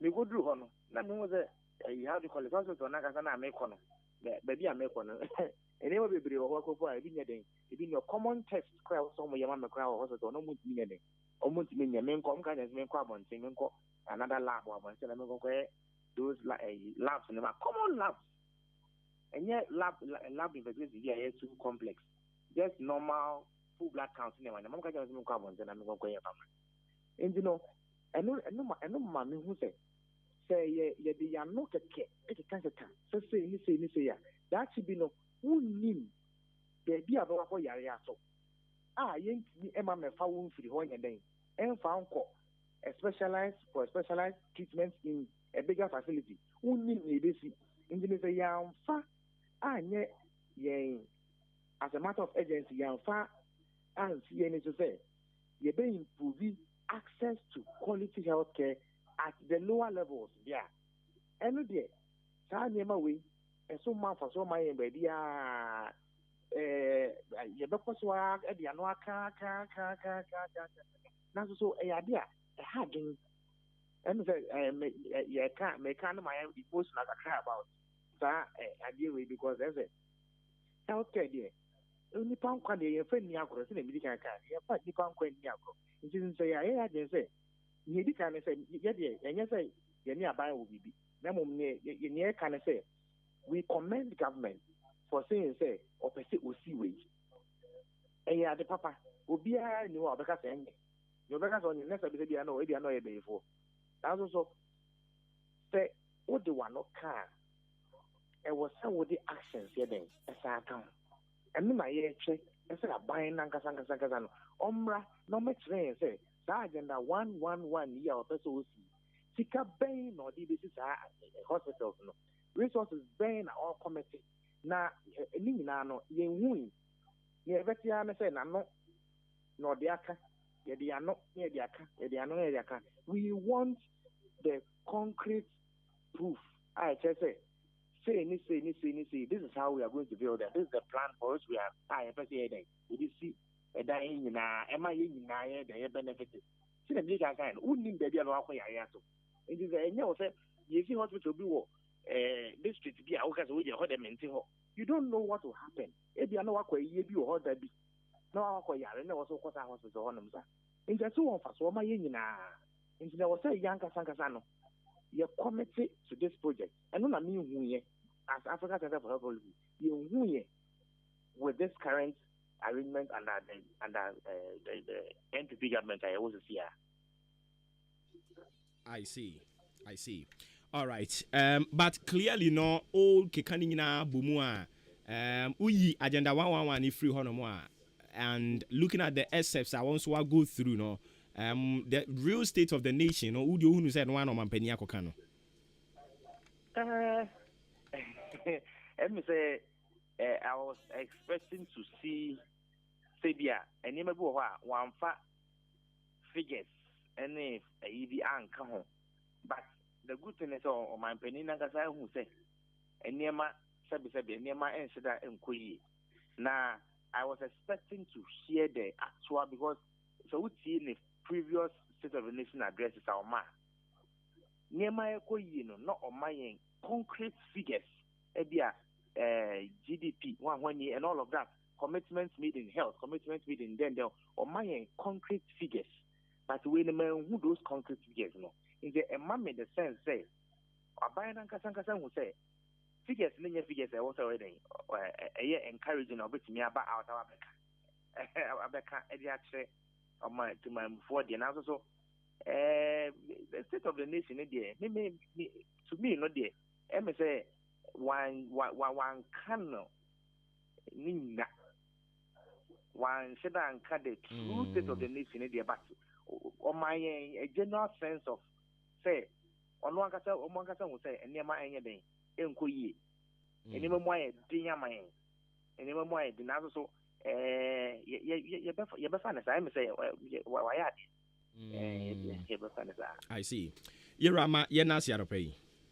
You Inti yene openia ono ena oko Africa Center for Health Policy wono Director Research and Advocacy and yene kochuchen komono ura Ignatius Terrence and yene kochuchen komo 49 minutes after 8 live on Inkai 93.3 FM. Still on the aftermath of Sona 22. We are still on the aftermath of it. Ana yeguswa bwewure mobisebisa adwenkyere de free mpanimfo ho. So from the health point of view yakoho from the economic perspective ehonso yakwakoje opinion e de free honomo.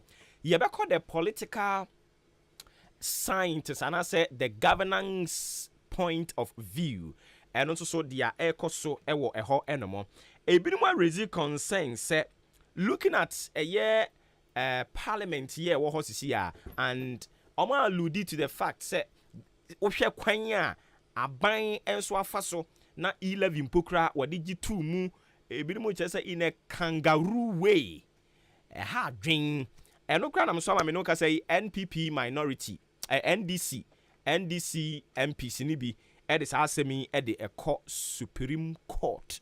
Almost some kind interpretation because 11 no kora no ayagye atum no. The number of people I know more August House honomo as at the time I put the question, you know, na Parliament in Jisha, you know, for me quorum. And into a more quack interpretation at the Free Supreme Court. And if you also just say a hang parliament of this sort, you know, it takes great and some certain of decency and integrity to be able to run it. It is a bino overlooky and me can't bino a link it to the majority. Omo overlooky the import of consensus building. Say we should be able to bring all the political divide to the round table. Na yen compromise on certain things. Na yen massage yen egos. Ekwanye fast we G11 mu no.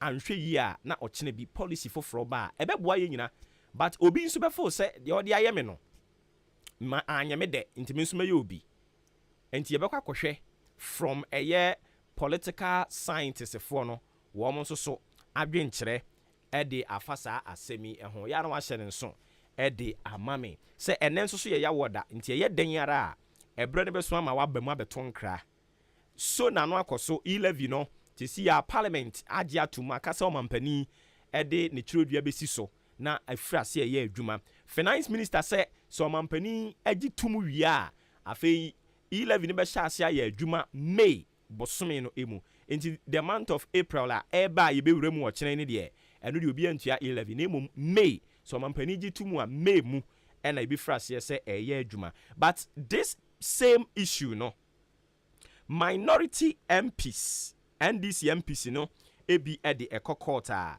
omo seeking relief of so many things na yewo sa krata no ewa ha. I will run you through sa krata no miwia na yakwa kotonkra ye ba na afi ya ba be kirikiri mu yi na ya bo ewura mu akwakoje adwenkyere e de free mpanimfo eho ni nyina eye 11 kru ya eho ensensem so ofa osi 30th March 2022 and omo file case you know time omo de file here 9:45 a.m. 9:45 a.m. and omo de sa asemi e de ekoye okay so omo say 9:45 a.m. and p.m. Okay and omo de sa asemi de koye enra and omo de koye so in the Superior Court of Judicature in the Supreme Court Accra AD 2022 right to invoke enti botayenti omode omo asem no de Supreme Court ni right to invoke the original jurisdiction of the Supreme Court pursuant to Articles 2 Clause 1 and Article 130 Clause 1 of the 1992 Constitution and Rule 45 Clause 1 and 2 of the Supreme Court Rules 1996 CI 16. Enti asamono omo de koye omo dinie between 1 Haruna Idrisu, Mahama Ayariga, Samuel Okujeto Ablakwa omo na omo ye plaintiffs kwadubofo na omo do omo court enie Attorney General Attorney General's Chambers Ministry of Justice Accra into omo the Attorney General ene de court say Attorney General na ya ban lawyer into ono na was omo de ne ko in the name of the Republic of Ghana you are hereby commanded within 14 days after the service on you of the statement of the plaintiff's case inclusive of the day of service that you are to file or cause to be filed for you a statement of the defendant's case in an action at the suit of Haruna Idrisu Mahama Yariga Samuel Okujeto Ablakwa inti afeyanko eye the substantive issue so the nature of the reliefs sought are as follows inti niema hodo omo hwe animu asem no de Supreme Court but niema hodo omo hwe animu say Supreme Court no beka ama wo mo netwa so no. 1. A declaration that on the authority of the Supreme Court case of Justice Abdullahi versus Attorney General, writ number, I'ma refer to the writ number, no blah blah blah blah blah, dated 9th March 2022, the constitutional quorum for decision making and voting in Parliament within the meaning and intent of Article 104 Clause 1 of the 1992 Constitution is 138 members of Parliament present in the Chamber of Parliament out of the 275 members of Parliament, and not 136 members of Parliament present in the Chamber of Parliament. Enti eno no 1 Oma sem na omede call Supreme Court ni nyina ne say 11 na yaje atu no 1 omo penchechemu kakra enipa no omo wo dan ni mu ebra ye de sa 11 no e de beto omo anim so omo ni ho dwuma no ebre bi abrantie bi a ono nso ye mranim ni ye fra no Justice Abdullahi or the Attorney General de call omayi mra hye fie say okoje nchechemu kakra say enipa dodo sen ena se omo oman ne mra hye fie a ye betimi aka se oh sa nipa dodo we de ye de omo edi dwuma e wo man ne mra hye fie a eye yie enti Supreme Court no kirekiremu say se wo hwe enipa dodo e wo man mra hye fie mprempren a ye kasa yi a omo ye ahanu aduoson enum 275 se u chemu a e wo se yenya oha eni aduasa enson akiripo enum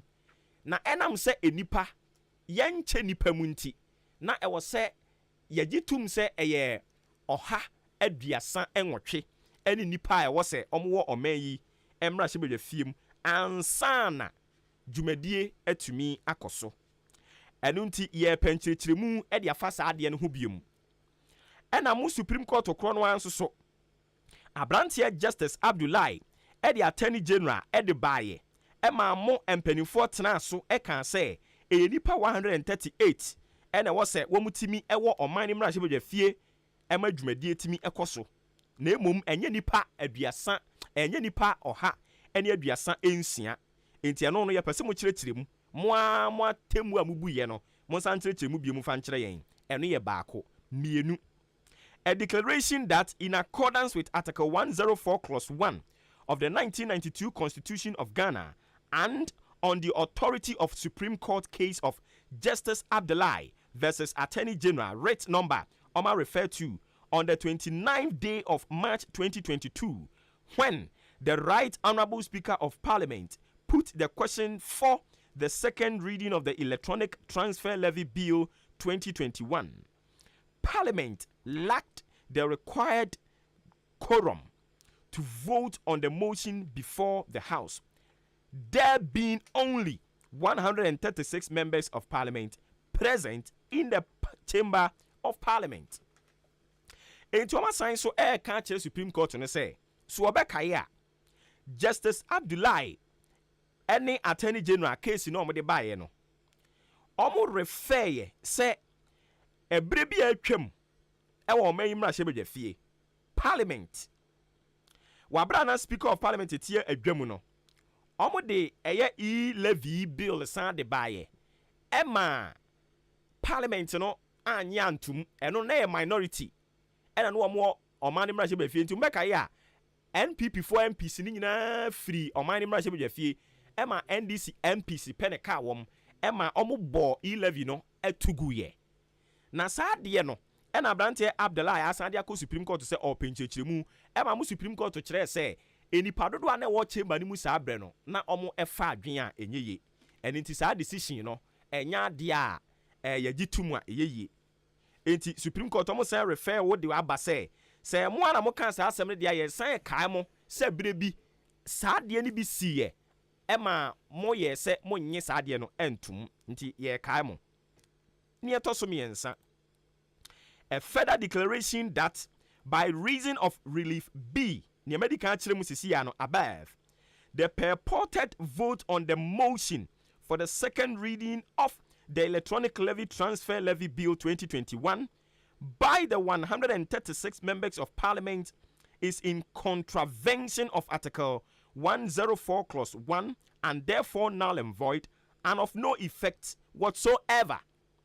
Enti Supreme Court we say kaimo say mo na mo kan sa asem no say ye na ekoko take sa decision no na yenso the required number e wo say ema wo mo etake decision ma de ni dum eni nti se mo aka de a ene yate ye decision no enye adwuma a mo ankasa mo declare say enye adwuma ama ye nyina ya de atom nti sa na tie de ye san e kai mo biom say bibi san so akoso afi ni atwato a declaration that in accordance with Article 104 Clause 1 of the 1992 Constitution of Ghana and on the authority of the Supreme Court case of Justice Abdullahi versus Attorney General writ number Oma referred to J1/07/2022 on the 29th day of March 2022 when the Right Honorable Speaker of Parliament put the question for the consideration of the Electronic Transfer Levy Bill 2021 to the House.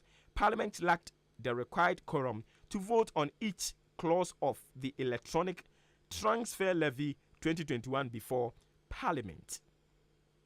And into among some year boni nyina tofa e de amamo abusia ne omo che ne say enipa anu omo emrahye bedwafie sa abre no eto aba no na omo nso omo kire say sabre na omode question ne de ba ye se omutumi toa so yen consider nti unse ye de bill kwa your first reading, second reading, third reading, then na anko consideration stage omohwehwe ni nyina mu wie ye some amendments ne nyama hodo no afi na ya age atom omo kire se enipa na omo wo mrahye bedwafie sabre no a omudi 11 ni hu dwuma a omogi 2 mu no na omo dodo enso ne Supreme Court kan ye no and Supreme Court Mwankasa na moka amasem. Ebinim said the Supreme Court now has become a puddle of the government. And for you to prove to the Ghanaian people, say no, you are an independent on your own. Monchere sa ansem we mu emfanchere Ghana for. Majority for na Ghana for nyina nim say Honorable Sarah Adwasafo no wani omane mra chebidafie. Sanso so ena Ahanta West MP on the Senior Minister for Religious Affairs, Chieftaincy and Religious Affairs. Yera Kojokum, ono so ne ho mfa no. Enti se wu yi enipa mienu e de afiri 138 mu ebeka sen. 136. 136 nso de se omo ekọ aginasi a Supreme Court mo se enye yie. Eni ti mu ana mo kan ye, mo nkyerechire mu emfa nkyere yen. Enti omo asem omo de kọ ni nyina no no. Eye enipa miensa, Haruna Idrisu Minority Leader, Okujeto Abrakwa, ena Mahama Ayarega. Enipa miensan, ena omde asem de call Supreme Court to say 11 no, enipa womji 2 mu no, na omododo enso. Eninti eye unconstitutional. Abusia tie we ma ye ba. Yebedi enkomo de afa saade we ho akwa akire. Ye ba sisi ya. Adwumayefo memamo ayiko ya na former way master me wa ha na nanu cement amekoto ma mo fanya adwuma no sai na former uhu cement no oh master wunim ade papa that's right unisam cement okofa ba ye no say wo total so say wo gba price no say wo twa blocks so say wo to blocks so ama yedwuma ye mbre unisam cement that's ramati so we mason we labourer we foreman na so pesa wadwuma ye fe ya kono na gina painting dia that is the product unisam cement your bottom and a paper mu die na so bi pe cement papa say ya ehemfa no be bi ato so we pe unisam cement bi ato e wa chim dan ni mpatam ha we be some cheese enterprise your amantra yani Dukes filling station and the enhwanimu fly 0243 583 190 and 0540 659 865 so we amazing and now foreman na udi enipa beto cement babru 50 bags so a ye chewade free some cheese enterprise and the aba achim dan amantra yani Dukes filling station edi enhwanimu.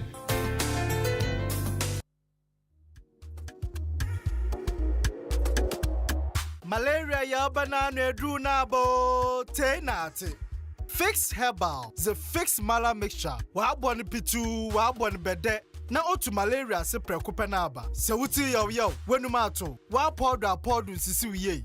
akɔ hospital ana akɔyɛ test ma wosi enya malaria ma malaria nzi unye bio fa fix mala mixture na obama wa pomuzin prekope kwa drugstore ana pharmacy shop na benya fix mala mixture ato na se pendudu etwa ko fix herbal wo adenta kantamanso ana frɛ 020-844-4442 020-844-4442 Fix mala mixture dri obi a wenyin san anormal bofraba enufu ana bofraba onzi mfidwe bien mfa Fix mala mixture enkratuyi FDA apenodo Amanfo, mi chiachiam, na mi busa se wo pe fridge, deep freezers, ana ayonwa, ena benya bie. ODI Electronics, mo oyiwa, na mo no, so bi se ope microwave, ope blenders, ope gas cooker, ano no so wonkro. ODI Electronics, edem obi hia kettle, TV, ana se rice cooker, misre o, ni wonko. ODI Electronics, edem yo po, afei, so obi pe washing machine, ana bread toaster, any mobile phone ni ho akade nso a, ni obi bie ODI Electronics oyiwa asempetia se wo panyoma bubo so bie nyina to ane bo da form na mu akwanya na twa ne kakakra na fa wa de a ye delivery e de ko ba bia eye ODI Electronics ebusu se tam enyoma papa bia wo pe se ye TV rice cooker washing machine bread toaster deep freezers freezer anase iron fridge microwave anase bibiti se kettle and a gas cooker ni nyina ODI Electronics ememu anya bi at a very affordable rate. Umo kakra. Emfa oni babia wo. Di ohia ne se, ube friend was 0550 900 600 0550 900 600 ODI Electronics. Babia wo bia.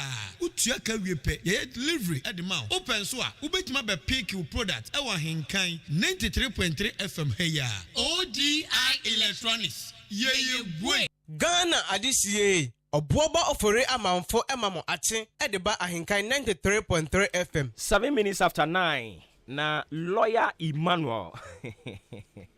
Lawyer Emmanuel K.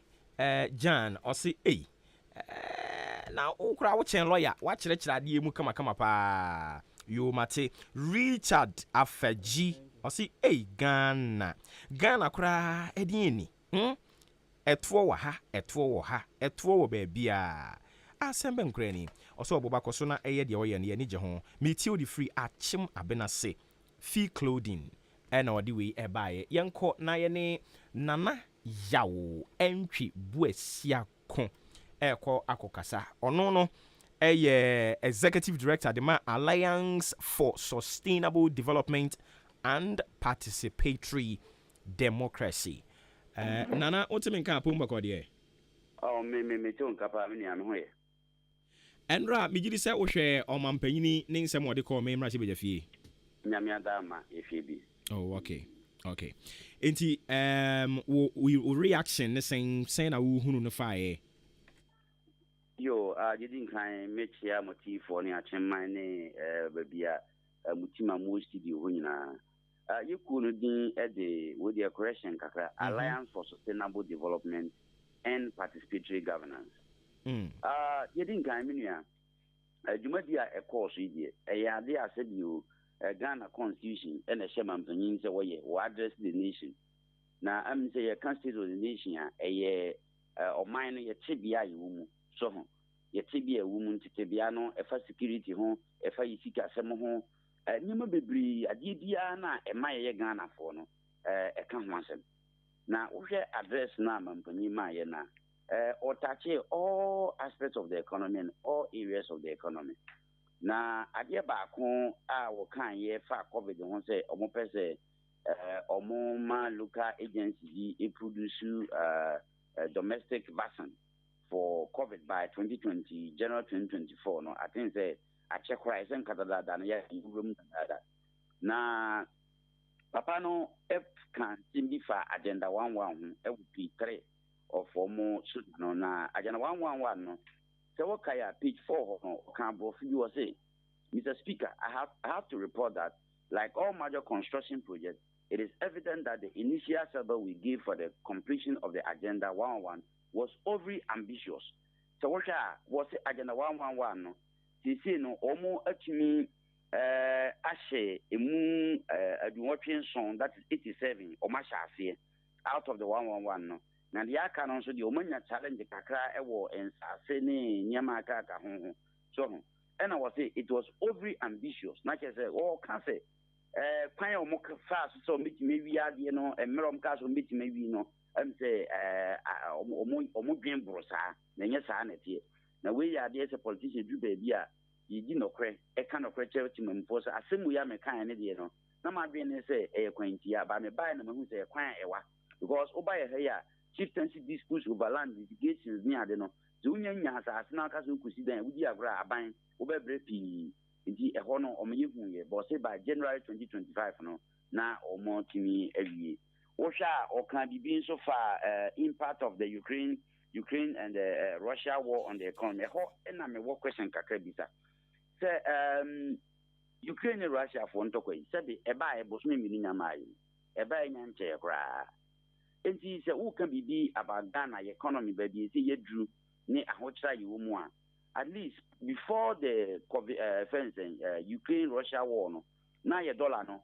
isi no dollar no amen kaka ama satem kura no wo pe dollar ba ko age so fa be cedi so be 7 cedis na wo de nya ba ko nti na economy no asai na nyama bo e wo soro nti I was expecting say ka president be address why ya nyama bo ko soro at that moment and sana what the impact of the Ukraine Russia war no aba ye hwe ye ba sai be hu say na ye ho kire yen by saying Ukraine Russia war no so de kra asa be kan kire ma wiase afa na nyina no aho kire aba ho ba hu say or hiding behind Ukraine Russia war no amana ndress the situation na iwu mu ansa na be na watwe mi nsenta mu ni Ukraine Russia war no eba nje say or hiding behind it kakra ho no but I think say political news no we smart ho so hiding behind man say bibia dollar na e cost bibia no e ko share Ukraine Russia war no but na entesa na e wo ho dada dollar no e cost ro amasi bibi na quarter dollar ansa na Ukraine Russia war no ye dey eba afi wo be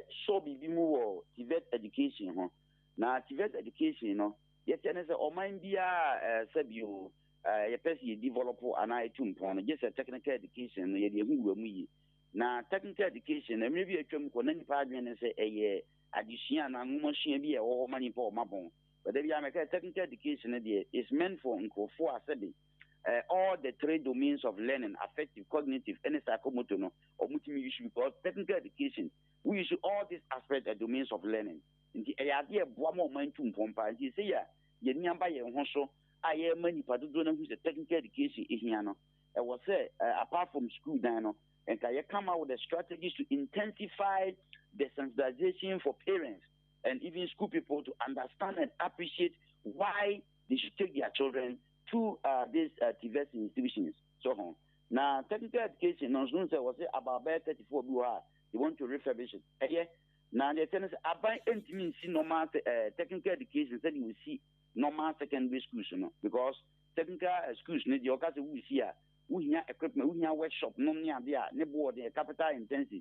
The best say about the thing, and you know, district be a Ghana Hano. We now want TVET center be or school be or ebeboa amampuntu aba enti na agenda where say what they April technical education and schools need be obey and eye na say bi no months no master air construct no eye am so master enkron omoye ho adwuma throughout Ghana I say was STEM universities school kwa o be science technology ne engineering ne mathematics education no kwa no mbisua no ho 6 newly created regions no wayi munum said you know oba biti sales question and question I want to be say are there na 5 sales created regions and omoye na se say emunum and obeye sa STEM universities no ho and also your question said you osha I think Bono East region and out and the people of Bono East region no have a lot of questions to ask the president and his team as to why we see 5 technical universities 5 STEM universities 5 new created regional. I think the remaining one not you know what deny or more sa you know a question.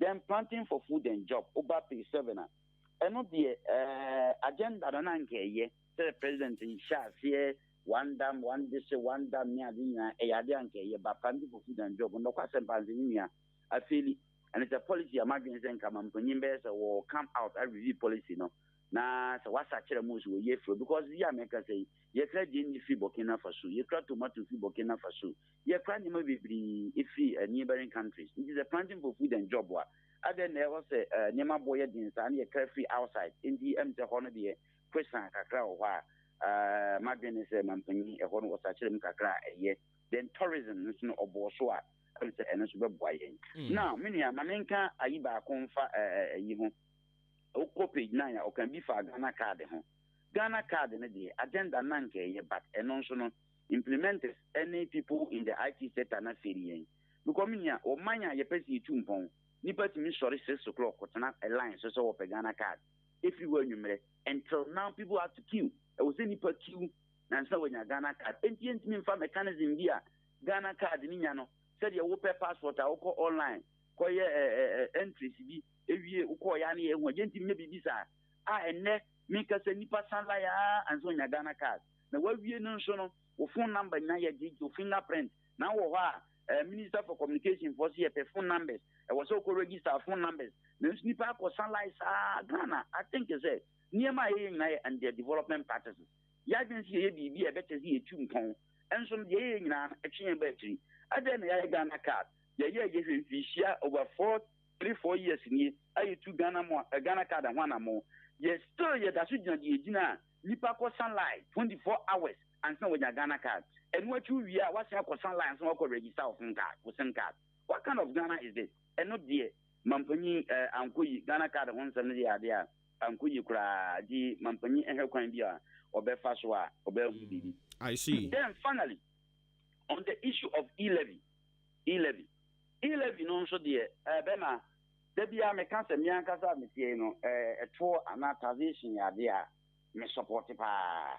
Na sabi yenya mo a Christopher a mo kan tro konkra se ubasha emle bi kwa Yesu Kristo na siafo na medu ba bi na ye ba ho se be jo mo tax e ma siafo na ka se o muntua de nti na o muntua o mo hwe kwambo ni a tax administrators e fa so ge tax o mo ye nto mo so muntua e ma Yesu se o mo so muntua me se tax tua na ye na emumu tax management and tax administration any problem wo Ghana ha ama Ghana fo nyina no that e-levy by you by you lament over it because tax management no can be on the first on the manage tax no and go back to e-levy about e-levy board now you the e-levy who say yeah board members events saying work as ya form one car na any question back I say e-levy no so mo the project is it going to be visible project almost on base you start no the meaning I'm against it in the sense a better political tool machinery ebema mrantie ne mmabaawa a omo ye test cognitive no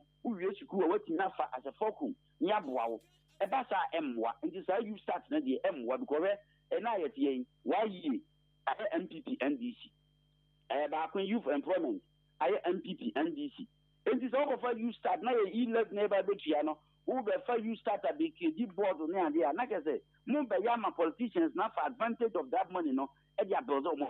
You start in the president, me, I'm not in support because I think it's not the right way. So, what a mabuna, a mumpa for so now, said you, a branch and empire, a snitlu, ya, the said, we used to now, or skill the so called start Juma. The person goes there, take an interest free loan. Now, we're not guaranteed near the Amagana Funis, and farm build it. Political people and found the party move for engineering. The best we MPP NDC in America. A yadia did 2 years, 2 years, MY and cried that you start in the or moon such a no kind of fashion. Yen Fakan for social. Then 1 district, 1 factory, and a year of rules. Once they started a bunch of and come within a year of rules. And net you're working year of rules, nothing, you were silent. I was a certain say, and come on, bringing back saying in here. I find to do now on cash on the woman's yangy. Only who say, Ebia, final hydro deal, no, and I'm good through ye, any identity COVID-19, ama kwena omukana so mbe no omatwentwen omuna asenke basa Ghana for betia se by no they are very silent on the year of rules omaya na some kilometers of rules omagene say omaya omadiclare however Amanfo so hwe kwan ni akwan ni kwan ukọ ba bi say Bono region Sunyan kwan bi o wa so kai na nsen question and for your own demonstration ukọ Asante region Sofula water wana ukọ yi a But if you and I think the government must come again. Now so far so good. Mampany idea. Mekai baby or can baby about coup. Coup d'etat a year around neighboring West African countries or can say both NPP and NDC for to make sure say Ashinyoman a the power because Senko both these and phobia who rumors that they belong to the opposition party, and it would have been disservice to the good people of Ghana. And I think he was very quick and sharp on that when he was making that remark. Okay. So far, so good. I think okay, before me jawo amwa kono, ebinomo can say, the manner in which ye de e pass E-levy the two mua. I did a hard drink a cry as we speak. Crano, I did say minority some MPs, Edis Asemi, Echo or Main Rashe Ebibefi. Yan say, or my ye parliament, ye hang, senior at TSCiano. Ebinomo let's say, I was say, the majority and answer buying no share great strategy and integrity. Now, to me, running a hang parliament of this sort. So far, observation, ube to me, I can say majority, our more main rush every fee.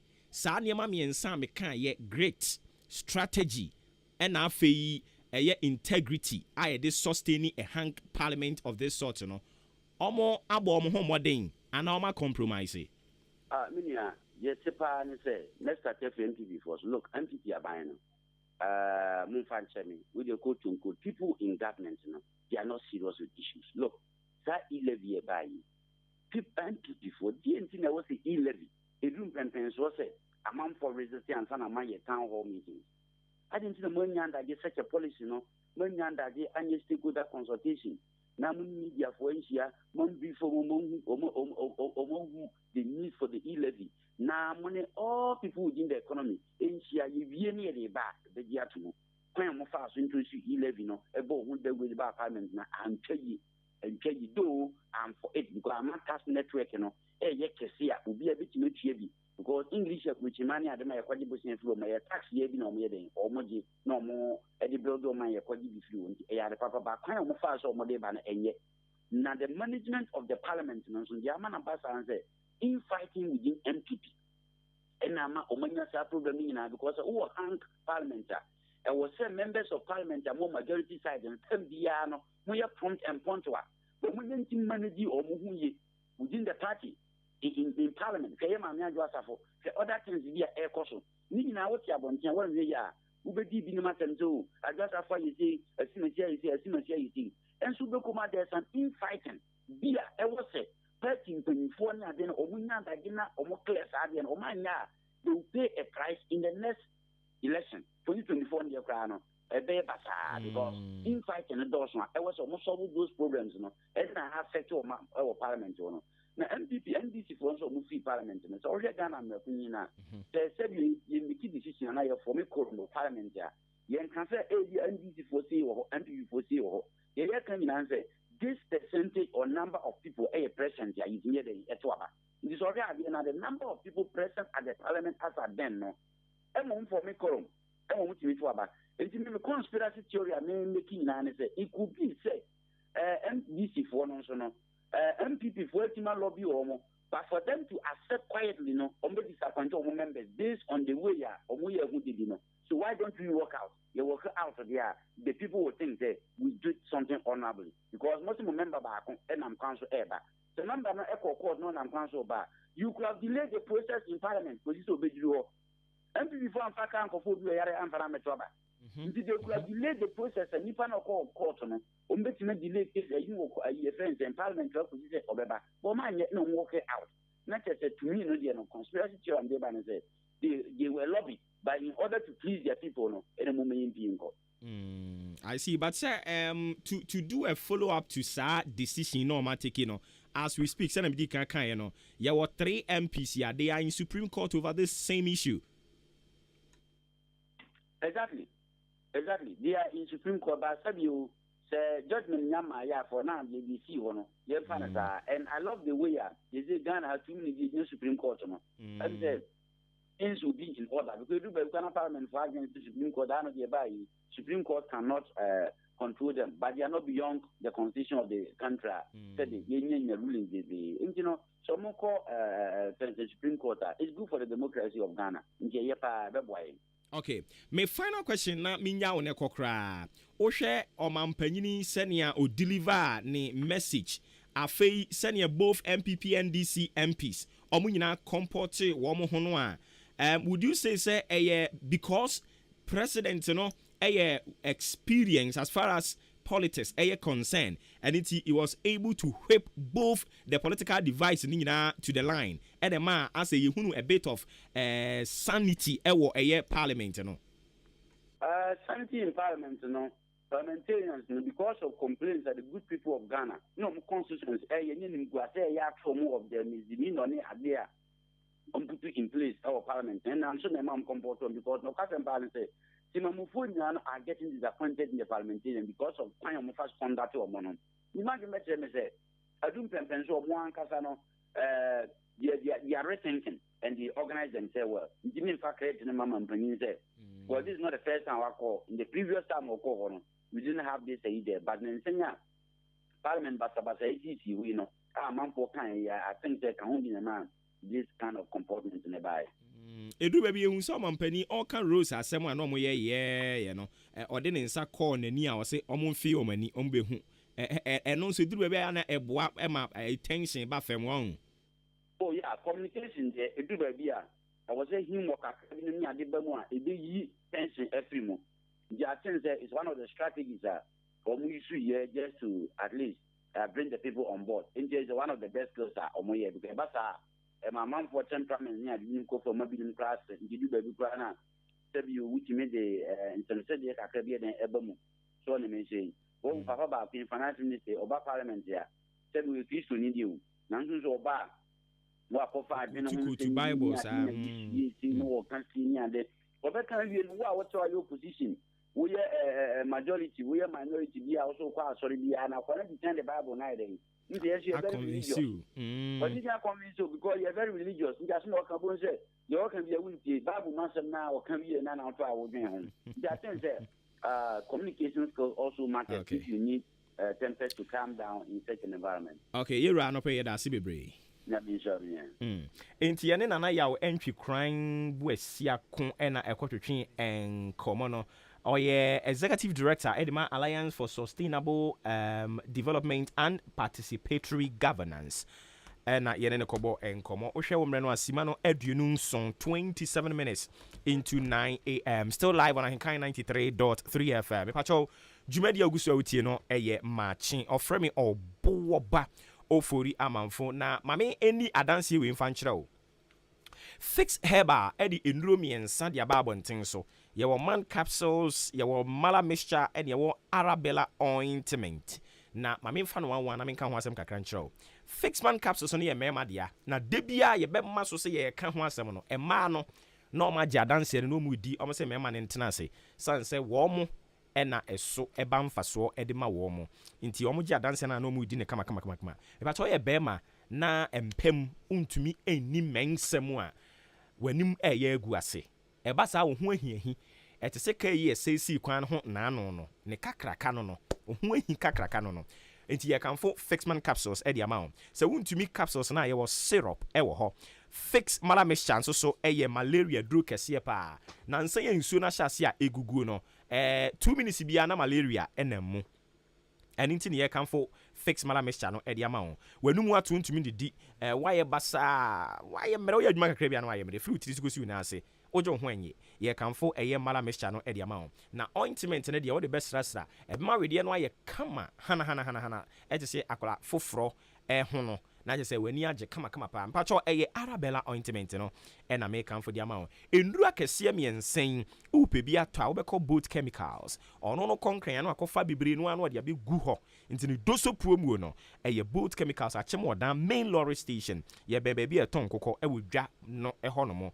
me kire market ne ho Abrosana se hwa eya no afre both chemicals was 0205 020500 ɛno ne number bɛfrɛ na wotuto mu nso kopiem ɛwɔ Ochiniba drugstore, Amoafo pharmacy wɔ Green Pharmacy, Chumesi drugstore, Kennedy drugstore a wo nsa bɛka bi wokɔnkran so a dɛnta kataman so ɛyɛ ano abɛsra yɛn ɛwɔ 0208 44 44 42 so no wofra a yɛba bɛfa wo kama ɛna 0302 90 2071 Fix Herbal wɔn adaroma wɔn kura yi mu na ODI Electronics ɔsi ɛyɛ TV, fridge, deep freezer, gas cooker, blender, kettle, washing machine anaasɛ iron ɛna wɔpa mekanfo ɛyɛ ODI Electronics ɛde amount nkurɔfoɔ yi ni 1 man ntɛm abɛba nasa mepakyɛ ɔma onan ma ɔto no bɛgye wo deɛ woba usikasɛm no ɛnkɔ yi a yɛwɔ abotrɛ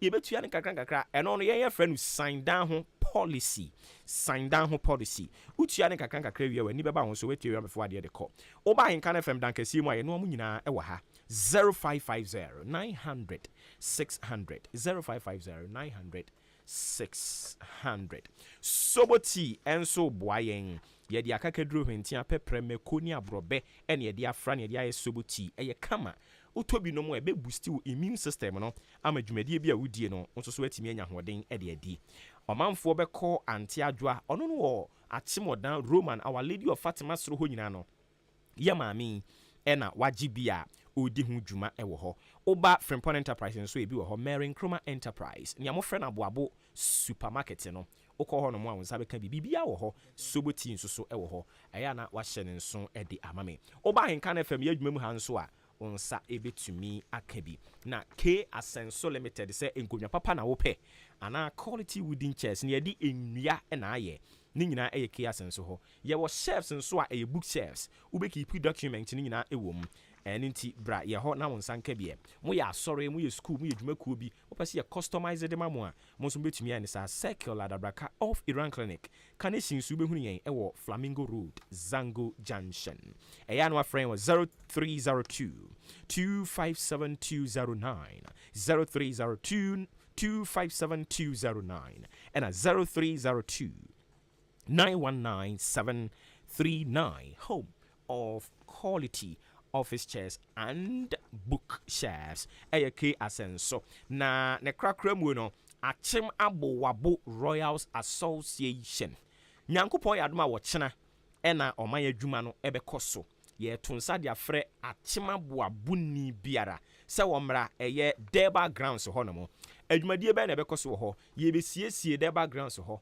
wonu se woduru ho no mo a e ba bi abubububu ye hwe ne aba be ye ni nyina kama e de amamo ni ntia na wa hye ne nso e de amame oye mason oye labourer oye carpenter ma e be hia mo be ko nsuo amayen wo ho momra ne ensiesie Deba Grounds ho ye wi a ye be san apenti ne kama enti ye be ye mason works ye wi a ne asan apenti na ye fe na ne nyina achie no ye san e baba be ye aboabo bus stop na yankote adrumra eno ane ahahan eni ti wutie me na ye aboabo ni ba wo be send mobile money kakra eye 0553 715406 0553 715406 we ni number be frɛ na yetumi aboa wo ankasa ba bia yadro no yebebu ne curve na enche yama won so kwan na wabemu ebi ene obeto nkra ene ti hye ne nso efama me tie we yi ba Ghana adisie Obuoba Ofori Amanfo emamo ache edeba ahinkan 93.3 FM.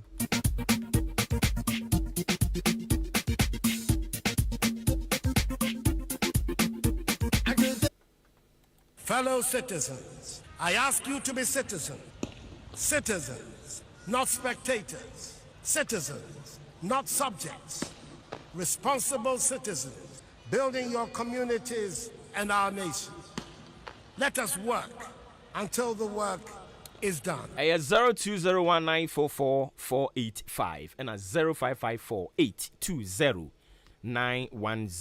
Ubetumi abem sami boache edifree asama kese no diaba no say NDC they should spare our ears with the new songs talking about the passage of the e-levy. San say Ghana for the omuni say 11 no ebeboa yen yate.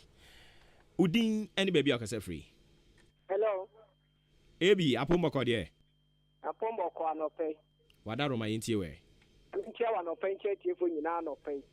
Na ntia honorable Tina. Deputy Women Organizer when this was Eastern Region. Chia opa ne Mr. Hiable. Ene me am chairman BB. A friend is saying, many animal MPP for said he live here at the Boagana. And I will say, I system. Now, empty and for no one so much human. Me, I mean, here. Fair pass, he live so much to more Ghana. Say, Juma. And make Manisika after a infa. Ah, we are the Tofiaqua, and my son let or Chinaso count. Let me be so move.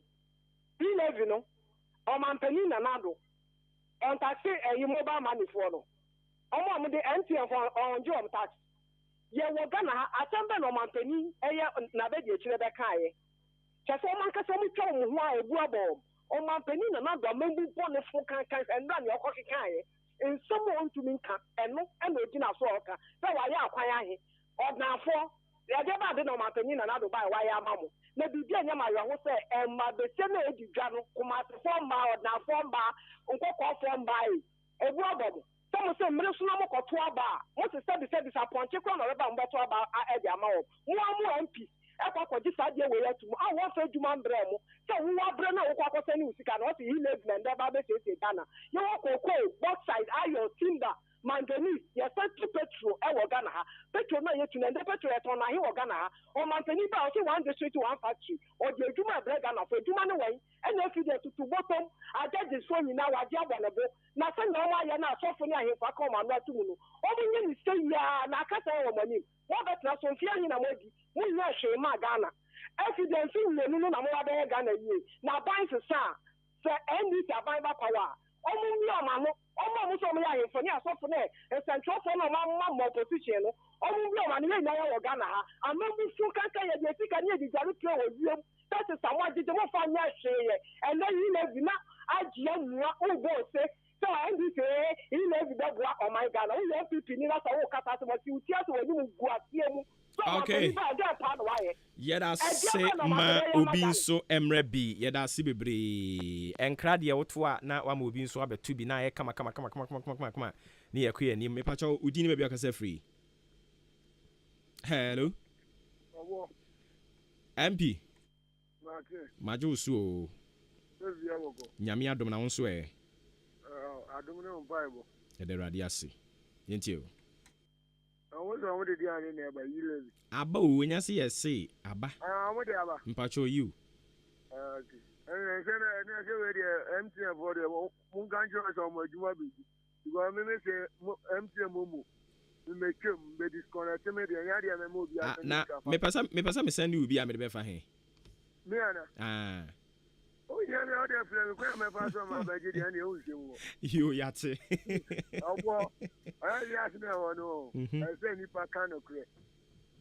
Yes, what kind of create? Yes, you are saying what the test no to because you think there is a what 15%. That means or year drama fool. Oh, you know, 2024 yate yeda se MP3 dia wono nso so ede ba ye eno no yegusu aye to nkra nti wonso betumi abeto won kra na ya soro so akontentem pacho odini baby akase free. Hello wada roma odini baby akase free o nyankopon shirawo waje nyina ba akopɛ bedman atomoda hotown.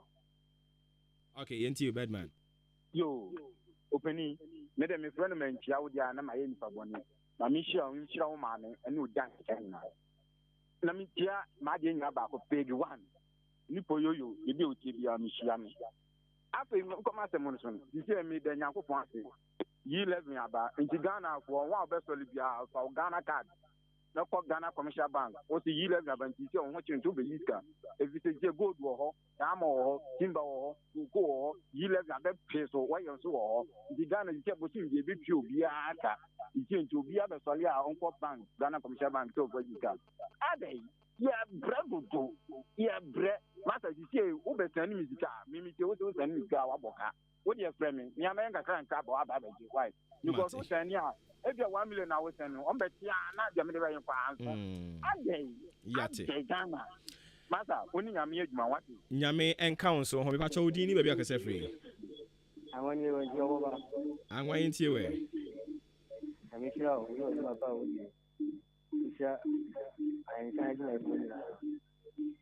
come out of the it is my party, you are my party. I don't go my way. Yeah, show them. Yankopo, am I inquiring? Now, I feel it means that's a motive and fire on the end. Hello, all the movie, the very carrying. I said, I don't follow my way. That's it. Yes, so yeah, that's same. If I told you, maybe I can say free. But there's some of our bank. Because I feel like my lady. Of I'm patching you. Me, I'm that's it. 1 year, you know, I may say that could be who and in pass also, so what to say not. And then go I'll be some for me being who need bar because somewhere a C3. I'm sure I've been party of yours. I crap maybe study you, say you an idea. Maybe I'm more than anything in this. Maybe I'm a part of the kind I didn't call you, and then I'm pleased about one. But I didn't see ya, she said, Master, I was going to hang in a Google Yasikaya Brape. Obia Hini Unubedin, Sabas, and you could do me up to date. I'm off for who we are, and can be and come home play. Who could be Pana, Banana, Sikasoko, and Nubisika? I can't say the Rabu to say is kind of find out with your man motor. Yeah, but I can't say, oh, man, yet to Sikasu be there to be a duo man. And to say, I can't see Kana or Beggar, no man, Musicana, one after him. Papa, your money go on. And one was a Ghana, yes, something visible. Yeah, Papa, oh, him dear baby, but a quite officer, dear fast one, and it do baby, and yet, said the end kind of cancer. Well, I'm a phone a woman with the doors of our. Nana by any person or many more. No, being called by them, no question, no, this can no one sound that what to the bottom of is can obra. Yeah, that bag is crowd, just said you call you be a man. Papa, always have a from the cat as I'm there. It's a telephone, I come to one moment. Last year, by this time, I can say, now I do 1 liter, near to 90 cities, they say 45 cities. Or can a planting for food and job, but rather than the banner, 50 Ghana cities. Because there's a big market, but rather one bag get on the face. That is a interest more everyone when you go for the tell about the yes, that's a movie. Oh, I didn't know what they are not. Papa. Okay, yes, so yeah, that's it, baby. Enti, you go so I hear shows when you found crack for Fabran and Quenim. Udini maybe on so case free. Obuoba, where only a banner taxi driver they go in. Big one into you. Boba, and I pay them around, papa, and I'm ready to see on my penny. Through State of Nation address. Paragraph you are my penny kaya, a rare hoya, because Ubia, what's your mind about bread? What's the sum of 10,800 routes are construction? Now, your friend is saying, Ubia, what you on mine, a sum, yeah, the sum of your figures, Yana, or what was school saying. So, Ubia, our person, you figures, no, mine, who say no, mine about bread, yet the sum, as sounds to come. Because the sum of the ammunition of some, yeah, master, some acre master. Some of Debbie. Obuoba, and pay a quibby for me, can Obuoba. Or say, big one, he said, when you live here, you have to move there. To see idea, I remember you seek some of your petrol to be a better, so betray a couple of something, be a you be armed, you live in the betray, come say, hey, I cry, you live in a there. Who would you man now? Why, no? Walk about construction work. Ah, when ya, you seek her. No, this is a 2 full so. Now, sign it be, and the amount, mammy. And I'll say, but I'll call you, man, and if I enter my first canama, no, all they say, no, who quick, you know, so 60 cities, and I was saying, the panel saying, or the same, okay, yeah, open 58 cities. After you know, you also say, I beg one, some woman at here. I don't mind the money, and here. By your friends, or mine, a year, just a bonnie. Swim court, like I said to me, I gave you, I won't say, I have one of some cocoa, because Obuoba, what the open and a good for the concrete chief justice. That are somewhere, yeah, and this before minority for the court. Obuoba just a bit of pen of credit. Because wedding tanker, first one. I don't wedding tanker, more than 138 moon to me and for me column. So see, and Bra, almost call parliament. What is your friend saying? They are home for now, what the ambulance, mobile, any count one. A bear 137. And to Obuoba, what is which? 138 from Koyawe, because I do not have Ghana. So and it's some way somebody akọ ko to bo pass some way so bubu ne tanche de na wo say Ghana ha no boba na krenka na krenye adwuma pa. Okay. So one na waka o. One na waka wa shem na wo say asma na ba bin e ka say bi say some we ya mo de aba na da chi da che be kweti o man na gaza. O sa kweti MP before na gaza. E so mo na ane o ma di ile bi na to ma di ile bi na to boba me begua metumi aka cho press o boba nya ne kre. Yo yate. Because ne kra ene ne Supreme Court so so be ka ne kre. Yate. Supreme Court betumi aka ne kre pa de boba wa to woni ne kre no. So mo say was saying your friend is half of them and any pass half of him. Big one. Me pacho asem na wo court nti mema ye mpeye ho ntem nkopɛ asem why ye da se ye ntwe court no but ma also dictate who so beni bi fair ka say who so when you said you oboba ya me se nka na kore me say yesa mobile odan e jeneti oboba ma ba henka for 2000 wonim sanka me hu oda I'm telling you, yes, it would maybe go and knock us and need it. And it's not what my friend. Yeah, that's it, boss. Yeah, that's it, be brave. Yo, yeah, that's it, big one. Yeah, that's it, be brave. But also, bet to me about wait me de o so nkra to e dia ba we see a friend am ani odi free fita asaman kese e na odi free aba. But you did be akase free. Hello, Metro be kase abo me de Pilato. Pilato mpacho yinti we. Ami pacho 11 mo de ba de masa ama even driving work in e bi jaya ko pe ko fu gado because you see I so be we could drop in no be say no be 50 cities and as a be 100 cities asa and drop na ko na over say na we be so betu na say na that home sorry I say in man is there 11 years masa is driving work and as be be the man Pilato yedase bebre amwani fita sama kese no di free aba no say e-levy is good but I don't understand why NDC MPs are making noise propaganda party regards to Chairman Makiba sama kese or say maintain Honorable John Buedu on also the our day aba no we ba chudi be akase free me go see me taxi driver order boss mpacho intio if I told him, that's Supreme Court for no, MPP father.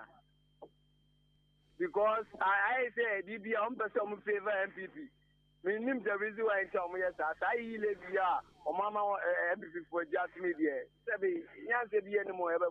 Oh, Sunya Botre. Why? Asem court why pay ho asem nkonko ka bi. Unya Botre twen nya court no de beba. Why? Me da si bebre. In Shraba Nelka, Eddie free as Shaiman or the free about say President Nana Dankwa Kufuado ni sona yesterday. No, in fact, now it was unprecedented. Essentially, fantastic, big one. And I watch that say we know ama NDC one more pressure e kosoro pa. And it's na bibiri no a ehunu ya omo kan na no pay no yate. I actually say enchi ampanifo bi mfa ma no wasam light tintin wa ha, but in Shiraba, and no dear, and ya dear, bet me, I have Juma at the amount. And Kuma first answer the be Abba, or so the free, I be, and or the Abba. Now, or should I say, Endra, State of the Nation address, no, our man penny cooking kind, oh, yeah, any that swore, and or the Abba, I had you with Gidio when you said your mark can be your bay. Or no, you was some penny for be like and chia womo, and far Emano. Udin, and baby, I can say free. Maakye. Majusu boss. What am I saying to my pa? What am I udin baby akase free? O mi kase free aba boy, am di Fuseni. Wa Fuseni ya. Okay, Fuseni enti. Kufuado eja. De obey ya no aye. Ono o my wa 630 ka so komodi e. Na kan wa meto. No de ma samo anu no. Yate. Bosheba Amisti Eddie Free Go so Zango and what they buy and just say patriotic voices. Or sounds just why incoming as you for North NPP youth organizer. Or see Yankupon Inshra or Mine Ghana Parliament so Mwaji 11 no atum. Ebe bwa Ghana pa. Ono so sampeni fu bi la si enchia womo emfa emano. Sage manede ye nya ho. Nana Ekuya Moaboatin Ablekuma Centra. Or see a friend e-levy is good. Not to say e-levy a year. Or say openi and pay machia majoso. Now on penny Kufado and some what they call my parliament no enrano. Hey, Potoka Semia say so refreshing. They say abotoyam wasemu awotia wasumu jo. Onyamishira mampani akufuado. Nana ekuya moaboaten dia wo no so ede aba. No. Inti dia mekinka ye nyina ye WhatsApp messages ya mode ba ye. Yanko normal SMS. We say hi Obuoba mama ache. Me pa chawo me babema di ne birthday ene. Ye friend no Bless Boating Junior. Ene wenya 4 years. Ana I say oh okay. Wa funny age number but I say ene ne ba no di ne birthday ye friend no Bless Boating Junior. Bless Boating Junior. Enti Bless Boating Junior o papa or see a friend Jonah or your taxi driver or we show happy birthday. Live to be 93.3 and beyond. From o papa Jonah or so your taxi driver and what the way ebaye.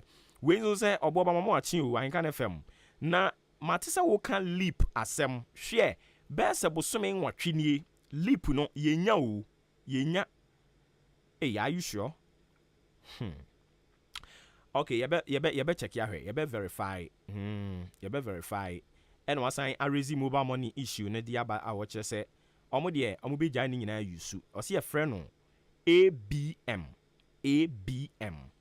Ono so ne dia wo de eba ye. No. Yeah, that's it for coming through with more messages nyina. Afa yanko Facebook.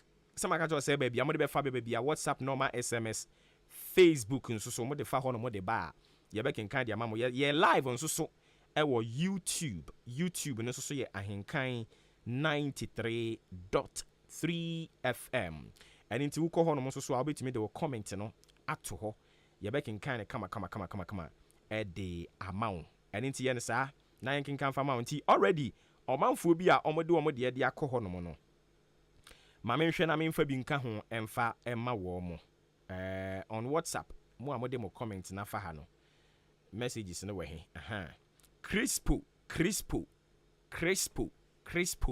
or the free fufu no de aba no say no amount of criticism any propaganda a free NDC omo ne omo general secretary ho no mo ene be mo mampani akufuado amamu yi ene magu ase oyibo abuaten the free atwoma ne be hi no de aba no say 11 de be solve problem de amayen Capito go so menhia o se NDC mbetimi aka ne mo pe bia enya de se Ghana for beto aba e de amamo ena na akua mo aboaten wo de aba ma kind da wasan de aba Facebook we kire se wani abre yate Richard Afaji ya kind da fee clothing no won so do de aba ya kind da okay ena eye Nana o see a friend saying Nana Kwame.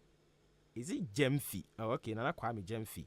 And I pay once so yama a very good morning. One me who say who follow near air cost one. Yeah, that's it, baby. Okay.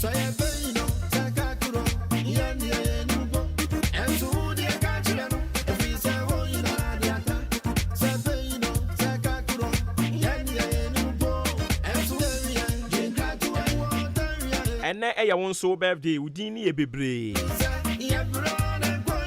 But mebo kakrebi, mebo udini kakrebi.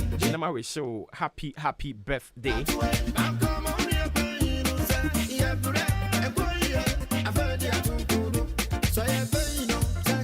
Ofrewo Isaac Kwabena Dompre. Isaac Kwabena Dompre. I don't pay your birthday. And you say live to be 93.3 and beyond.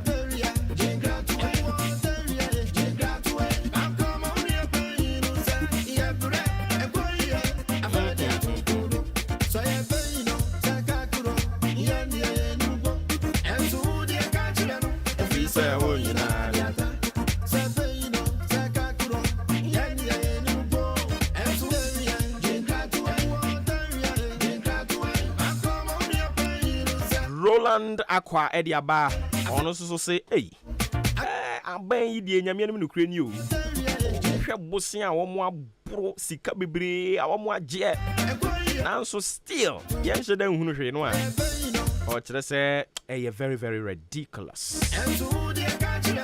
Patrick Amwa. And so Eddie Biaba was say, Oka NDC, any PNDC, a memu boom 28 years in ye. On bet me actually Ghana for a dear back of power, ye, so many beboa, I'm a Ghana for, and yet to me, I win him dear emo.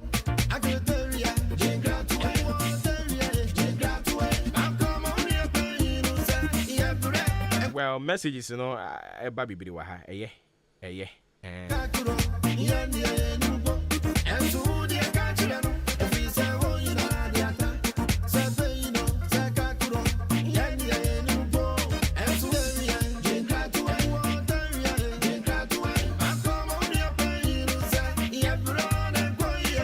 But there's this one thing, I don't know, but me person me say no crese yedi obi o yare to ambulance mu call parliament. So on kwa yeden ho. I mean fa we. E ba to di baby akase free. Me yan ba cho me of aben ma sa free. Na bibi kakra kire ma jin wada roma. Of aben ye ba no 11 o. Wada roma. Ye ba no 11. Ye ba no 11. Wada roma. Yes.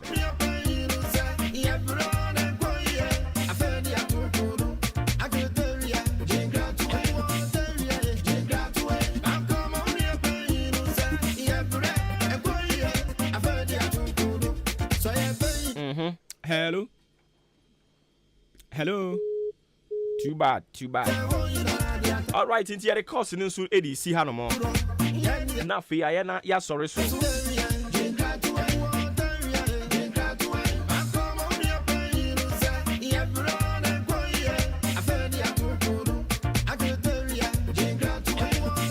Nyankopo ya adoma ochina yebese na baba beto aso dia ma. Eba cho yenko.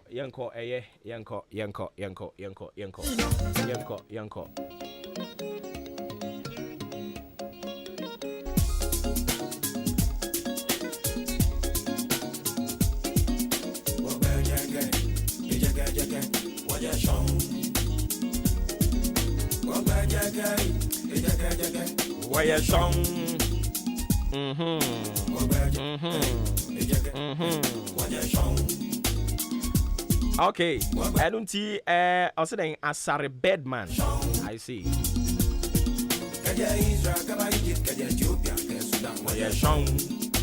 Ebraso yen soro so na dwumedia hodo aka betwato aso dia ma o frame Obuoba Ofori Amanfo me be di dwumedia no ho chia me de ma o odi an kan kwa me yebo wa adwempa hene Kofi Mensa Kobike o hene ba Maakye e kan ho bi ne di dwumedia de bremo me pa chaw de ko yie freyen boy abaso de an ko yie twen adwemfa si so tiase e nipa na efum nipa na de che se Yesu ama Ochana yebese na hia hwe wo hu su yie wo hwe wo hu su yie ne Yesu ba mu a utumi enyini che mama mu nyina ache